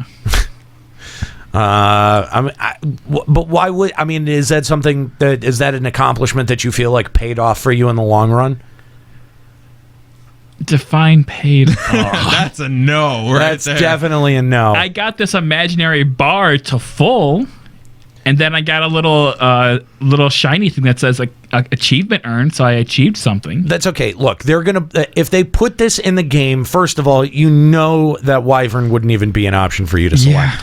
The second thing is that they would screw it up just as badly as they're screwing up the Eggy glamours. Let's talk about this because this is so funny. I'm so glad that this means nothing to me because this is hilarious. This is a big kick in the dick. So finally, Eggy glamours are here. They're going to be out with 3.5. So the outward appearance of Garuda Titan and Ifrit Eggy can now be altered. Ooh, that's nice. You have to complete the relevant quest and it unlocks this feature. That's not surprising. That's all right. That's kind of like the esthetician, probably. Sure. Yeah, lore quest. Okay. Makes sense. You can change your Eggy's appearance using text commands. That's kind of cool. / change app, whatever. All right. Sure. Other players will be able to see your Eggy's altered appearance. Oh, that's good. That's a step up from Machinist. And patch 3.5 will only allow for carbuncles to be used as the alternate appearance. Other Eggy appearances will be added in as they stated several times prior to this. Oh my god. So even when you get it, it's only like a third. It's a quarter. It's a quarter of what it should be. Congratulations, summoners. Ha ha ha ha ha ha ha ha ha ha ha ha. How's that dicking feel? To be fair, carbuncles are probably the best looking Eggy anyway. Look. You're not wrong. You're not wrong. But I'm sure that there are people out there who are like, I just want my Ifrit Eggy to be green for no discernible reason. I want that Shiva Eggy. Come on. You would think that if they goddess Eggy. Look, if they're putting it in the fucking game, like, you know what I mean? Boobs. Okay. Well, is it just a floating pair of disambiguated boobs? Should it not be? Is that the entirety of her Eggy? Just the boobs? Does she have other parts? Yeah, few. Vagina? I don't. Maybe. Just a pair of floating boobs and then a vagina on the bottom. That when you target it and do slash grab. And then we're going to have some guy, hey, why don't you have feet on those boobs? You can send need my fetish too, Square-Enix. You can send your hate mail to Juxtaposition, care of Limit Break Radio. P.O. Box 66666. Appearance changes will be saved even if you log out and resummon an Eggy once you've altered its appearance. So, it feels like a quarter of the system. It feels like a quarter of what should be there. That's ridiculous. Yeah, I feel like we're missing a few Eggies. Where's that Kate Sith Eggy? Come on. It'd be sweet. Kate Sith? Yeah, why not? Of all the Eggies, you chose Kate Sith? People love Kate Sith, man. What about Bahamut? That'd be a pretty cool Eggy. That'd be sweet, but I don't think you're going to get Bahamut. You got to do something badass to get Bahamut. $25 on the cash shop, No, Bahamut. But, of course, it has to be eggified, right? Mm-hmm. Yeah. Looks like a wyvern. Fuck you. Wyvern Pits is There you go. I like it. Do you guys? I mean, like when they do end up putting the other Eggies in there as appearances that can be changed, do you guys think that we're ever going to see the Belias Eggie make an appearance again? Because wasn't the Belias Eggie the one that was used in the Summoner Quest? Which one? It was a part of the quest line. I don't know. I haven't fucking done Summoner Quest line, but I know that it appears as a part of the lore. Was it Belias or was that a different? It might have been called Belias, but for like the Capstone Summoner Quest in 2.0, it was just like a reskinned Ifrit Eggie with purple. Okay, gotcha. Okay, yeah. So when do I get my purple Ifrit Eggie? That's a summoner. Okay. So yeah, summoners get dicked on this. Lol. And I think it's pretty funny. Complaining very much. Summoners just seem thrilled to finally get something. No, well, have summoners they just been beaten down yes, so long? I think summoners have just they've been continuously beaten down again and again. Where they're just like, attention, thank you. They mentioned us. Oh my god. I hate summoners. Why? Because they're stupid. Okay. Well, that's specific. I don't know. I got nothing. I was gonna go somewhere with that. Great. Thanks. Good contribution there. Thank you. So we'll also see the addition of the Novice Network. This may be my favorite thing out of the entirety of Live Letter 33. That is not what I would have guessed. Because I think the Novice Network and the support for returning players, I think, is some of the funniest shit that I've ever read. Not only is Square Enix trolling us by taking away our PvP chat, if you don't log in often enough, they're going to brand your character. So the Novice Network will be available. The players will be asked to confirm whether or not they wish to join the network after being invited, and players can choose to opt out. But in terms of support for returning players, a new player status has been introduced. Returning players. Okay. This is to help let people know someone is playing the game again after taking a break. That's you helpful. get branded. It's helpful. Okay, you're a returning noob. So I haven't played since 2.0. Help me out. What's new in this? So someone's level 60, but they haven't played since they finished the Heavensward storyline. They just checked out for the whole of it. This status becomes available if you haven't logged on for 45 days or more. Interesting. So a lot of people who have the returning player mark may have also just been evicted. Please talk nicely to them.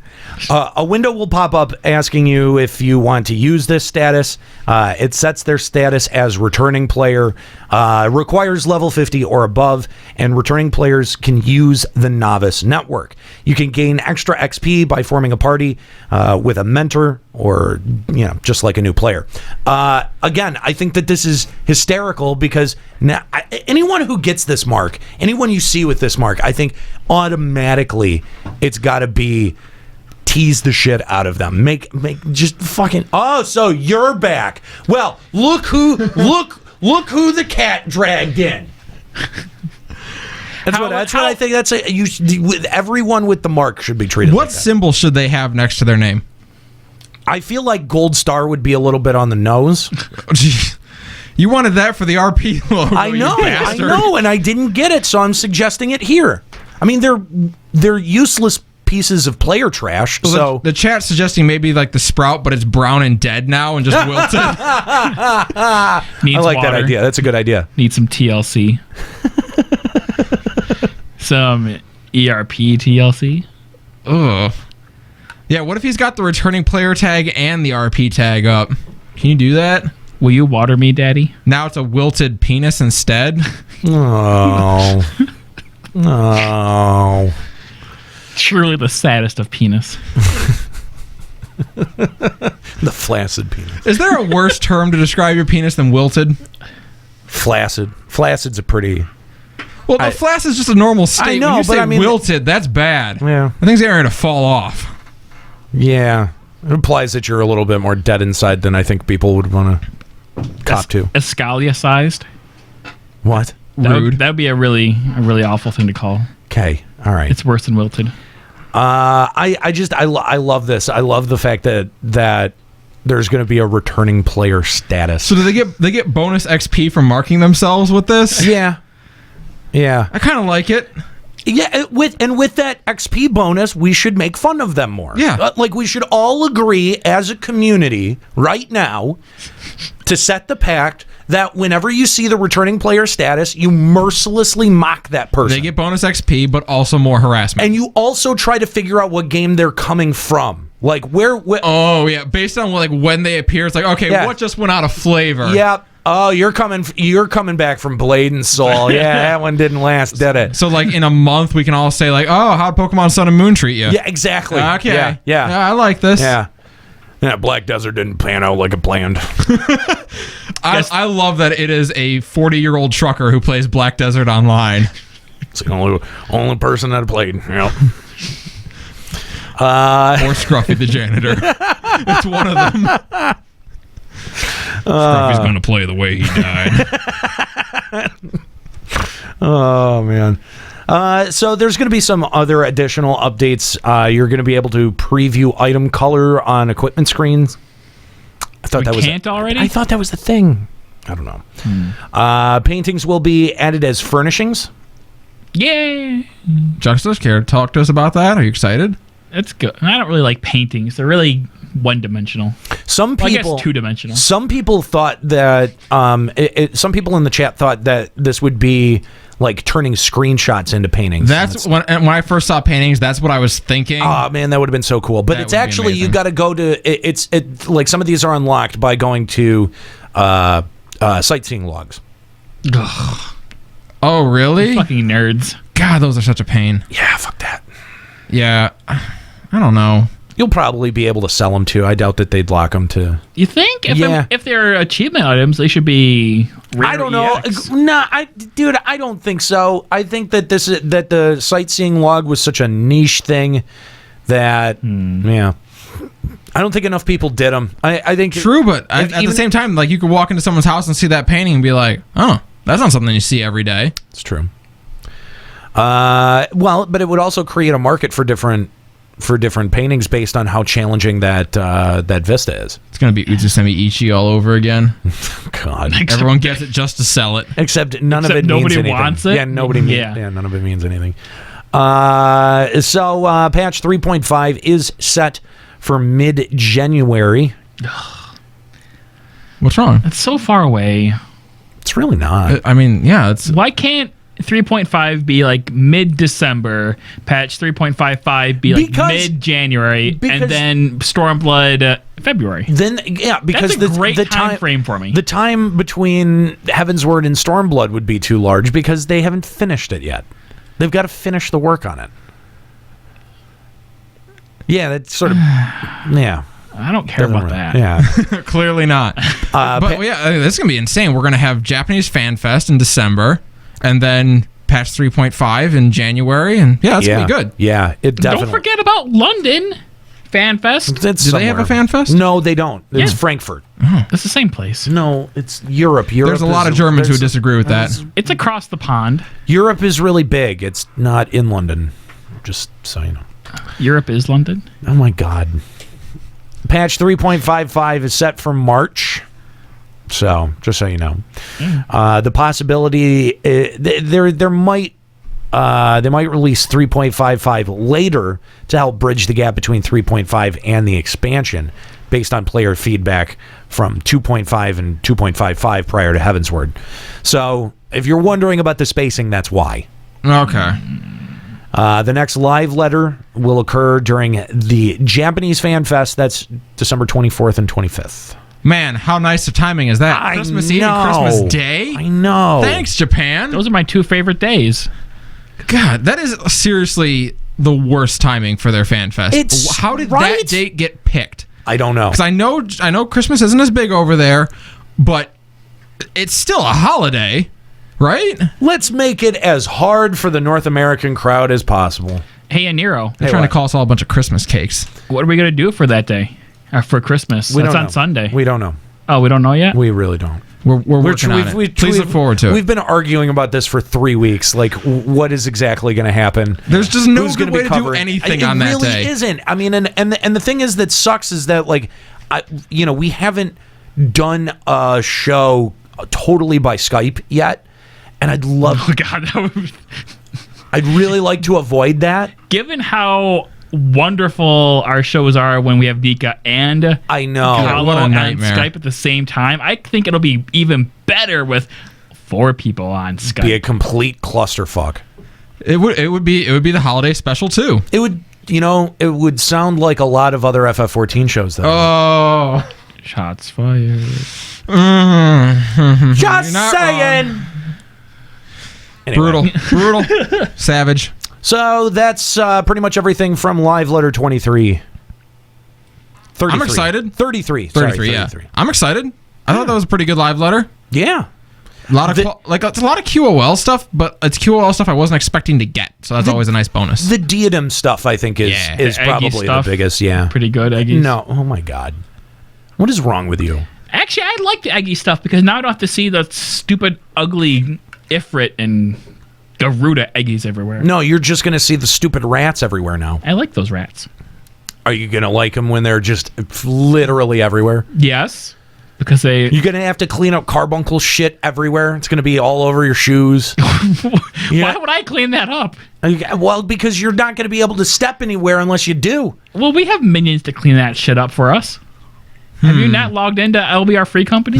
There are so many people there now. We do have a huge free company. We do. Which, by the way, if you're on Sergeant Tannis and you want to join our free company, just let any member know. You see someone running around with that LBR tag, they can invite you. Can Skuro invite? I think he's the only person who can't, right? I think he can't. Everyone can. Really? Oh, not even Skuro. No, not Skuro. Oh. We might have to change that then. I think he can right now. Yeah, if he can, we need to change that. Yeah. Okay, that's fair. All right, so that's going to wrap it up mostly for our topic today. We've got about 30 minutes left. We haven't read emails in quite a while. We got to get through a few here. So we're going to end the show here then? No. No? We're going to catch up with some emails. What? Yeah. We want to ruin our long streak? Sorry, bud. What's our streak, like 3 weeks? 4 weeks? We started like 20 minutes late. I mean, come on. We tried. Start late, get out early. I'm liking this new LBR schedule, man. I'm telling you. But before we get to the emails, there's a specific email in here. No. That needs to be read. No, there's not. It sure does. Oh, no. Does it need to be read with heavy breathing? Yeah, I think it does. You feeling up to the challenge, or are we going to wait for Kahlo? Where did the chat room land on that? They were very torn. Yeah, that's... Now they're all chanting for the fanfic. I don't know. I think it's much more fun to watch I mean, making him read it is going to be good. Making Kahlo read it might also be just as good, but there's just a level of awkwardness. Yeah, experiencing the discomfort of watching both of them having to hear it. Yeah. Except you were really into it the first time. I don't know why. What? No, I wasn't. Yeah, you were. You were totally. That was so stupid. We shouldn't do it ever again. Oh my! Look at this chat though. Jesus. Wow. This is. You know what? I guess we could do a straw poll for this. Do we want to do a straw poll? While we read emails? Okay, yeah. We'll read an email or two while we let the straw poll fill up. I'll make a straw poll. We'll see where it is. I'm good at straw polls. We might end the show on it. Keep in mind. You want. I think you want Kahlo here to react to it because it features Escalia and Kahlo. So yeah, just so you know. I think what's funny about it is the light that they portray Kahlo in. It's hysterical. Really. They portray him as just a fragile child on the inside. He is not. Spoilers. Not inaccurate. Spoilers from the first 2 lines. He's also a fragile child on the outside too. All right, let's read some emails. Yeah, let's read a couple of emails here. All right, this first one is from Camila Breeze. I will preface this with the fact that this is just a theory. A game All right, I'll stop. With the live letter done, we got to see the patch image of 3.5 and Ida shown without tattoos and Tupsamati in the center. Just from the picture alone, we know that Tupsamati is going to be a central role in 3.5 and potentially going forward into Stormblood. I would like to argue the fact that the tattoos that Ida has on are fake and are either inscribed by Papalymo or by another means that she can project them on herself. If there are theories of her being a royal bloodline, this could throw others off by seeing these tattoos and thus keeping her hidden. Papalymo would be the only one to know this, as he is very closely connected to her via a potential promise to her or other means we have not seen yet. If it is a promise, say a promise of helping her to get her home back, then Tupsamati comes into play. This is where I want to also stress that Papalymo wanted to carry Tupsamati, as it would seem to he would have other motives to have this powerful artifact. I could argue that he wants to fulfill his promise to Ida and thus could use Tupsamati to ignite a conflict by weakening the Garlean occupation along with other shadowy organizations with dragon eyes. Basically, Papalymo drags us into this Garlean conflict with Tupsamati. This theory has holes, I know, but I have been watching too many Ethos videos and I am starting to dive down a deep rabbit hole, and I needed to write it out even if it is immediately debunked. Thanks for the email, Camilla. We appreciate it. Again, if you want to send an email to Limit Break Radio, hosts at limitbreakradio.com is where you send those, just like Camilla did. So an interesting theory there about Ida and the tattoos. Again, a lot of focus being put on these tattoos, so much so that I think, like, again, if it's a plot point that they're going to have to address the meaning behind the tattoos and the significance behind them before they, explain what removing them or how removing them helps that end goal. I feel like we're all making such a big deal out of the tattoos, and it's going to be one of those things where we look back later like, why? That was not a big deal. Yeah. I feel like it's going to end up being one of those. I know. You think? Yeah. Next email? They're ever going to address it? I think they'll address it, but it's going to be something smaller. Well, I think now they have to. I mean, with how much discussion of tattoos has happened since, since the announcement of Stormblood. Yeah, I think so. I think you definitely, at some point, there's curiosity about them, clearly.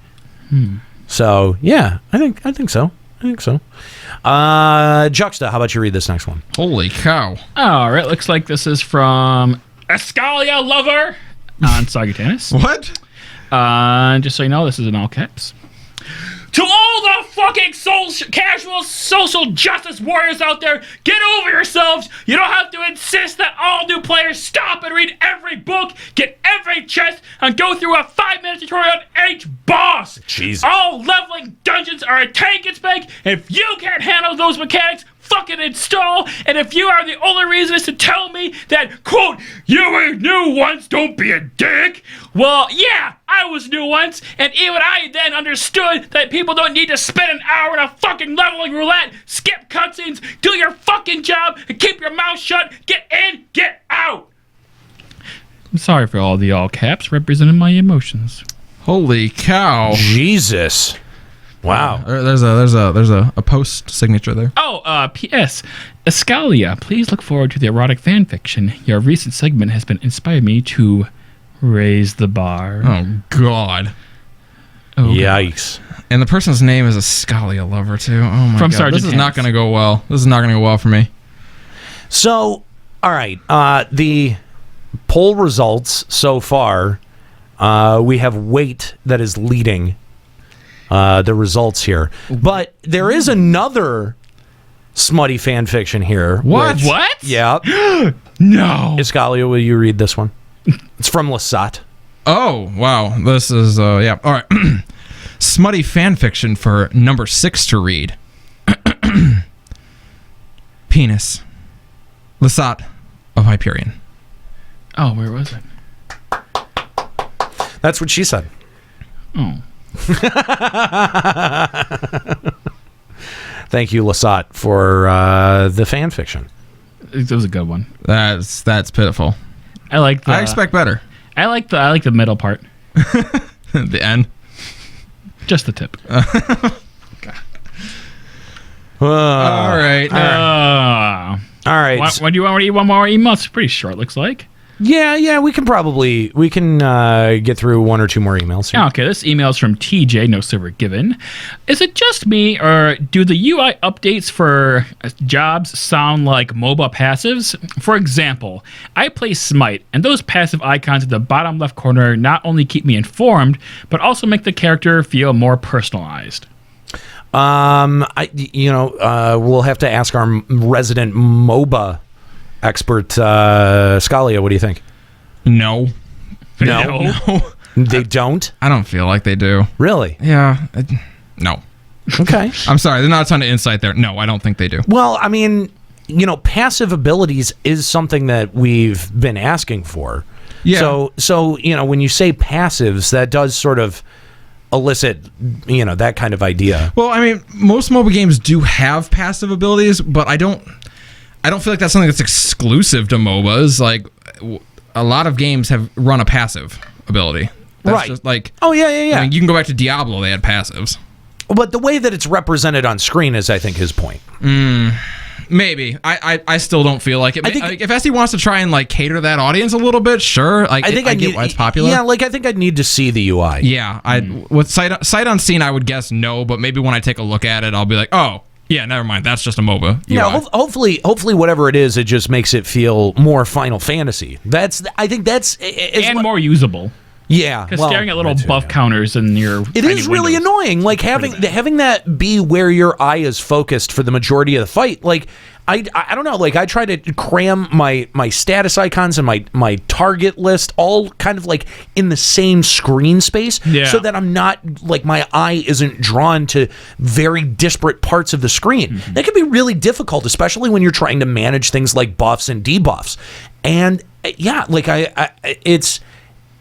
The fact that Square Enix is aware of that and sort of playing into the psychology there, that actually tells me that they're paying attention to the right things. Yeah. And again, not to kind of go back on this topic, but this is another reason why the PlayStation 3 hardware needed to be abandoned. Why we needed to be able to move past that, because having the ability to do that, like there's only so many screen elements that you're going to be able to fit on screen with aging hardware like that. So I think all of that ends up playing to the benefit of the system moving forward. So we'll see. Yeah, we'll see. Isabel Drake sent us a tabloid cover. Did you want to bring that up? Yeah, sure. It's pretty funny. Here, I'll read the email that leads into it. All right. Hey guys, Isabel Drake of Balmung here, and I start off, I've just got to say, when I handed you guys a copy of our first issue's cover at FanFest, Anero's genuine amusement and enjoyment of it really made me feel for the first time like this project was something super special. It was only topped by Koji Fox asking for more copies to hand out in the dev room when we gave him one, and yes, I totally took the opportunity to humble brag. Anyway, I wrote an article about LBR for our in-character tabloid, and since RP isn't your deal, I got to get super meta with it, which was lots of fun. Below, I've linked the article for you guys along with the cover, since this was a cover story for you guys. Enjoy. Yeah, and this is funny. I'm working on getting the cover up right now on screen. I'm sure that Kooky will link the article down in the chat.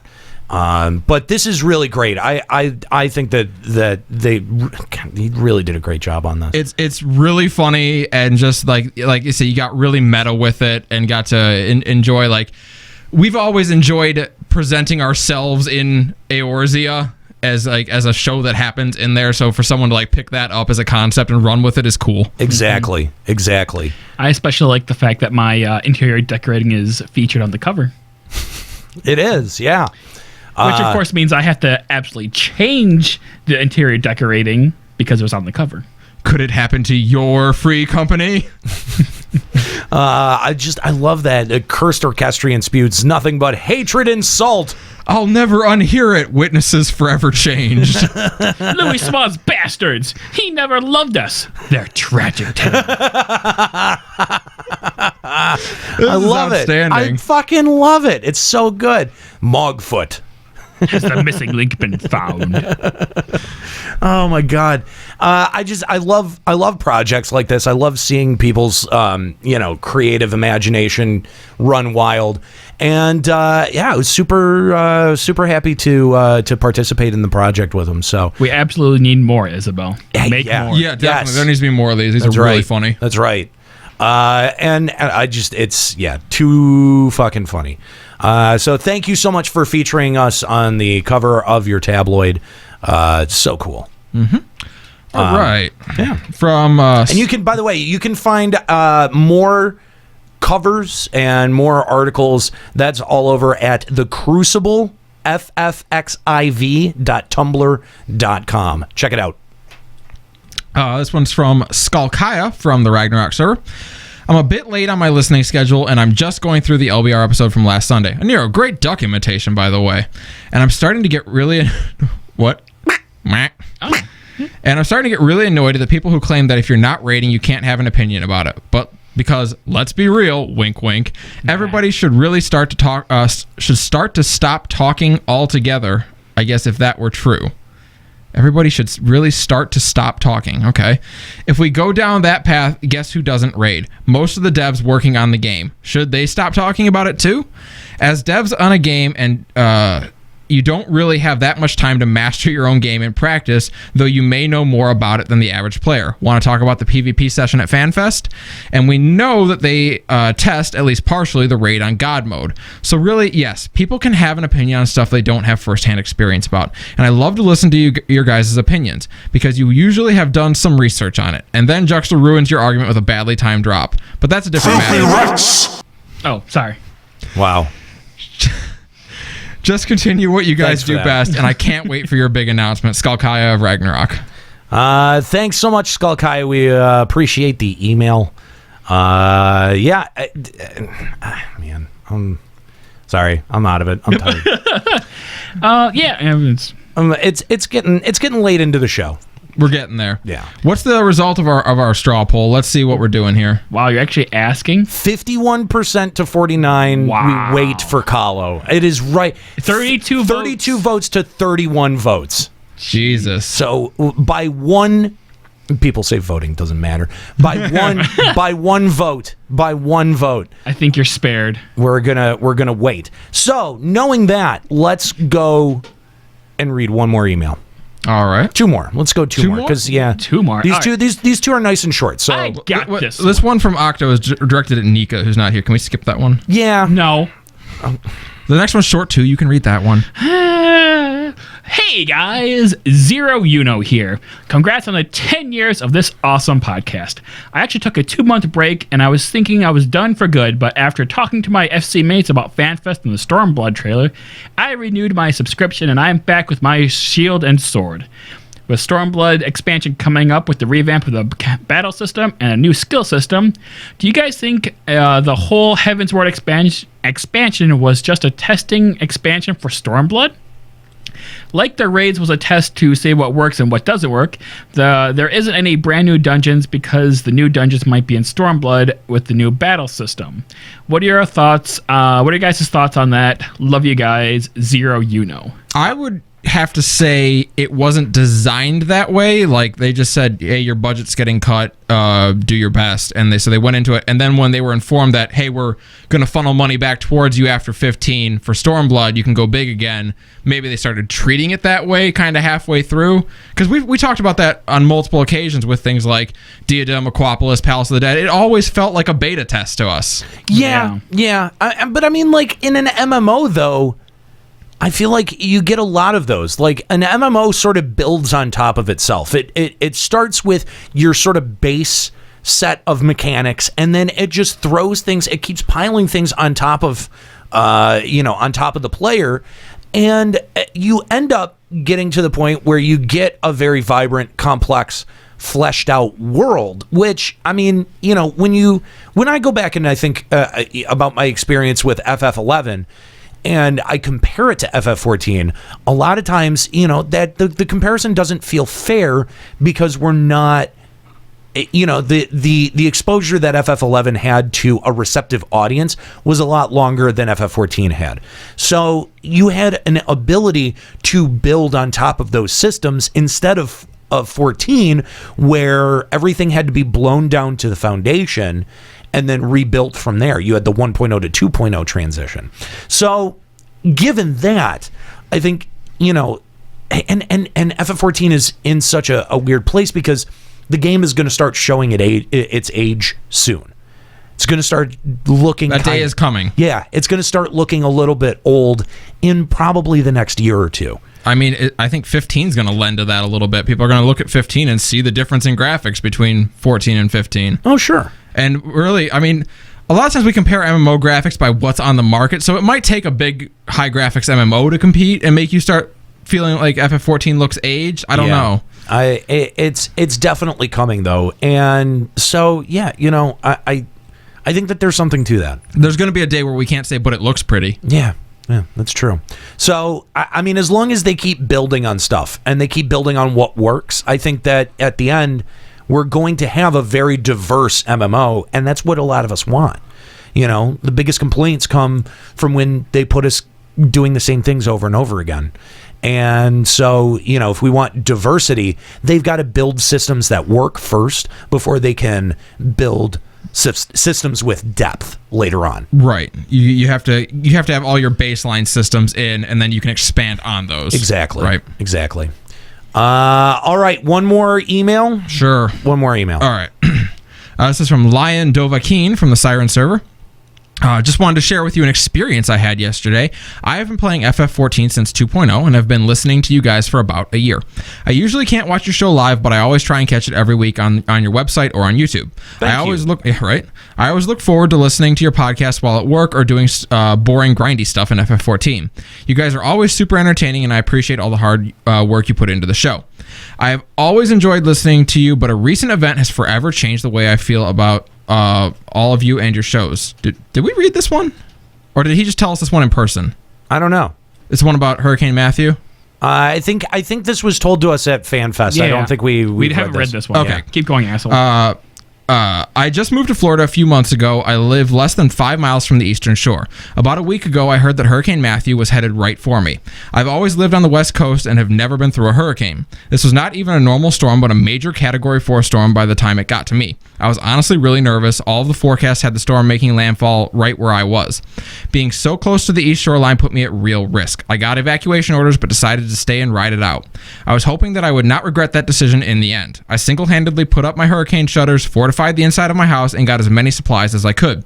People were in a panic, and there was no water, batteries, or even gas within 50 miles of me. Jeez. The stores were picked clean. Nice. I knew that even if I made it through the storm, I would potentially be without power for days or even weeks.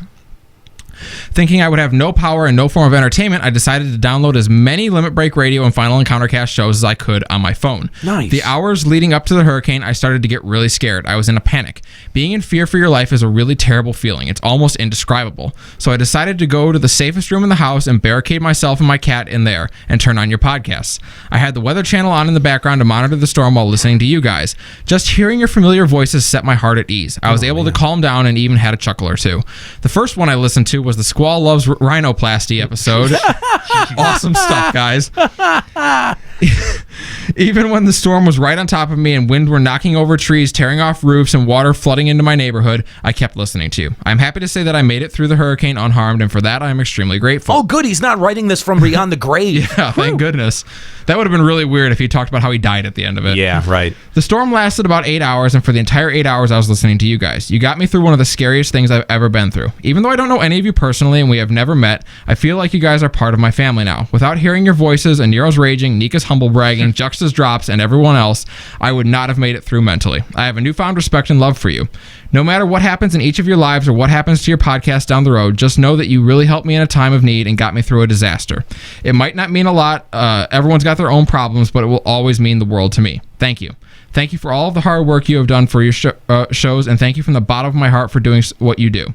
You might be a bunch of assholes with microphones, but you are talented assholes and have an intense passion for what you do, and you also have extremely big hearts. Ah, thank you. Nero, Nika, Ascalia, Juxta, Kuki, Papa, and what's that other guy's name? Is it like Callow or something? I think it was Randers. Randers, that sounds right. Randers, okay.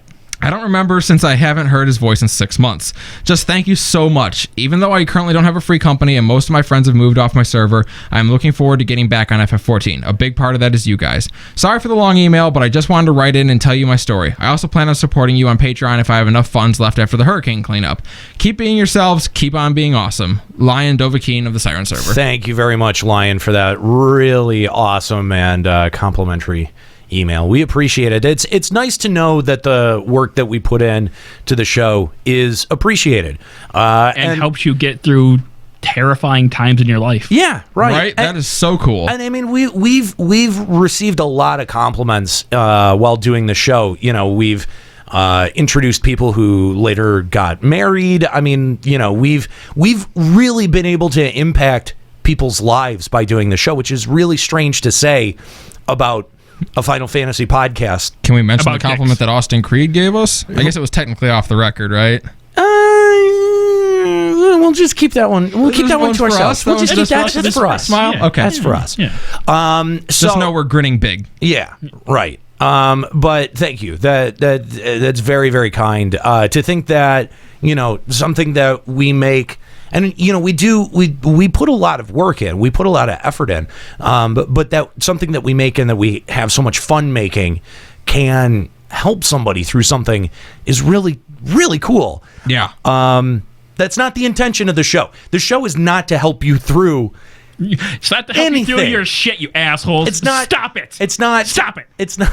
It's not to help you in any way, shape, or form in FF14.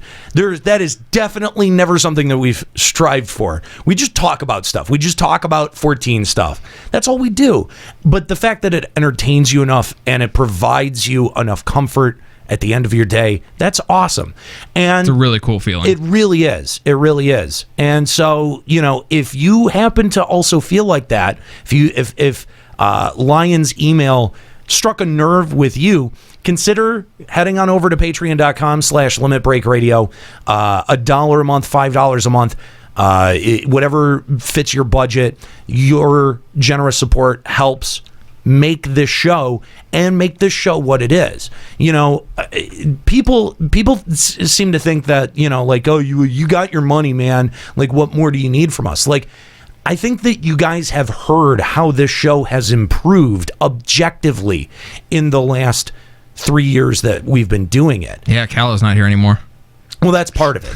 That's part of it. Who? Blanders, I'm sorry. Gamer? I mean, you go back to even the first episode of when we relaunched the show for FF14. What a clusterfuck. And you can, well, not in even the way that it's programmed, but just the way that it sounds. Like, we've improved the quality of the show a lot since we brought it back. The ability for Juxta to have drops, that's something that your support has gone to you know, make a reality.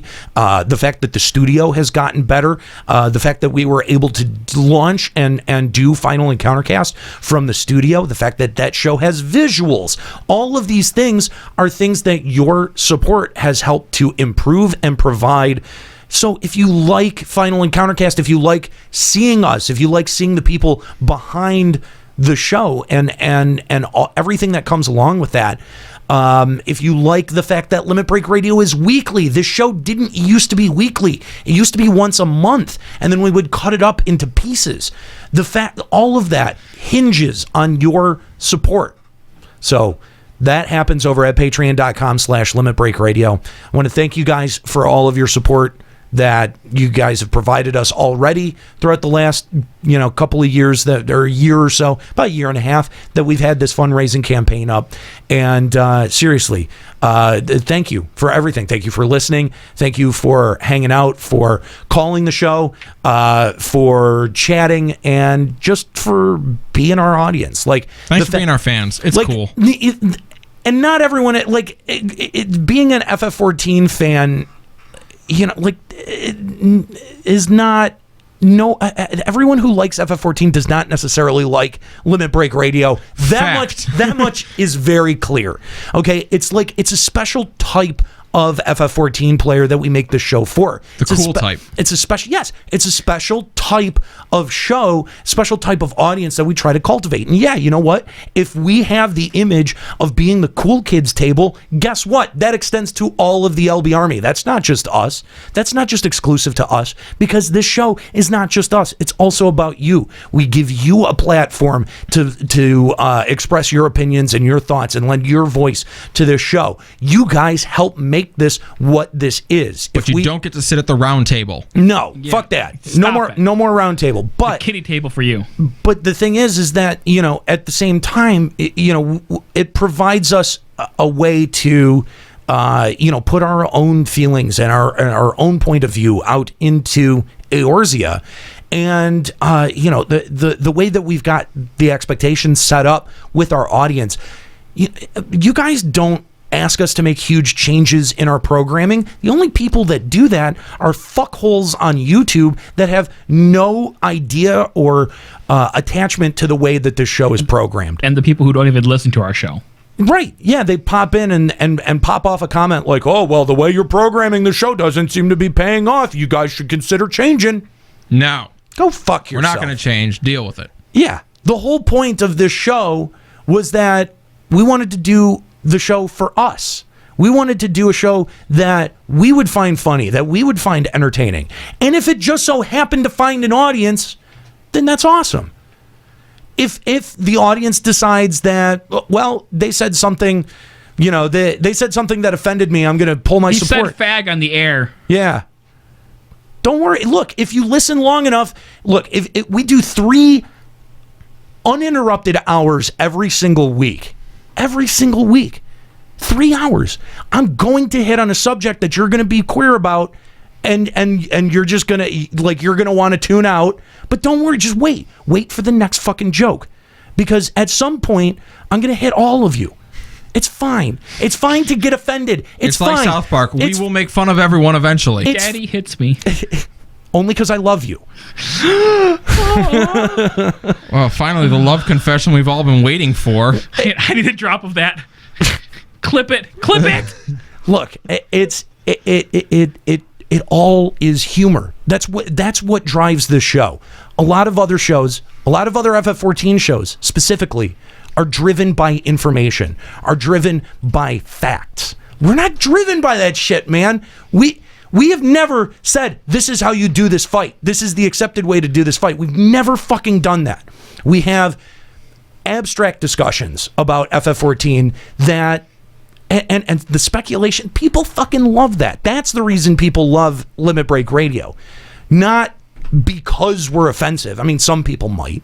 There are people who definitely get off on that. Not because we take stances that they necessarily agree with. Because I'm sure, you know what, dude, I know that there are people listening right now that we picked up from our Guildwork conflict, people that we picked up from our Reddit conflict. And I'm sure that they didn't agree with those points of view when we were aiming our bullshit cannons right at them. Just as the YouTube commenters feel like they're under fire from us. And that's fine. You can feel that way, but that doesn't, if that means that you're not going to be a fan of the show anymore, then you weren't a fucking fan of the show to begin with. And that's fine if you want to leave. You know where the door is. This has been a voluntary relationship from the word go. If you want to go, fucking leave. Nero, I feel like you've had this conversation before. Couple of times. Yeah. Do you have any opinions on whether or not they should add a piece of gear that lasts the entire expansion? Okay. All right. We're done. We don't have enough time to get into that. Show's over, guys. Thank you guys so much for joining us here live at twitch.tv/Limit Break Radio. Join us next time, because apparently we're going to have some steamy, yes, sexy, hard. God, and I'm being told there's more being written. Fan fiction. Throbbing. Fan fiction next week, guys. Get hype. Thanks so much for all of our callers. If you voted in the thing, chatting in the chat room. Guys, thanks so much for listening. LimitBreakRadio.com is the website. Twitch.tv/LimitBreakRadio. Hit that follow button if you're listening on the podcast. Limit Break Radio on Twitter. Limit Break Radio on Facebook. I want to thank my crew. We've got Kooky Persona, who's been womaning the phone lines today, as well as Skuro hanging out somewhere in the background. They're going to be back in just a few minutes with the LBR Post Show. And I also want to thank my co-host, Juxtaposition, and Escalia Rayumasa. I'm Nero. Keep listening.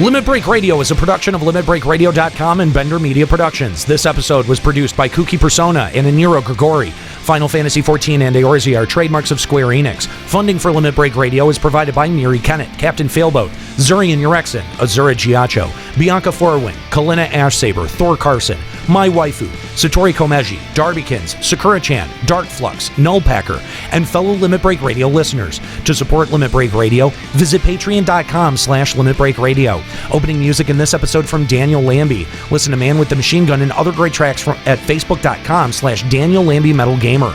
Closing music in this episode provided by Husky by the Geek. Listen to this and other great Final Fantasy XIV and video game rock covers and original music at facebook.com/Husky by the Geek. In-game graphics for Limit Break Radio's Twitch stream are provided by Diamond Multimedia. Check out their line of AMD graphics cards and other hardware at diamondmm.com. Limit Break Radio and its hosts are solely responsible for its content.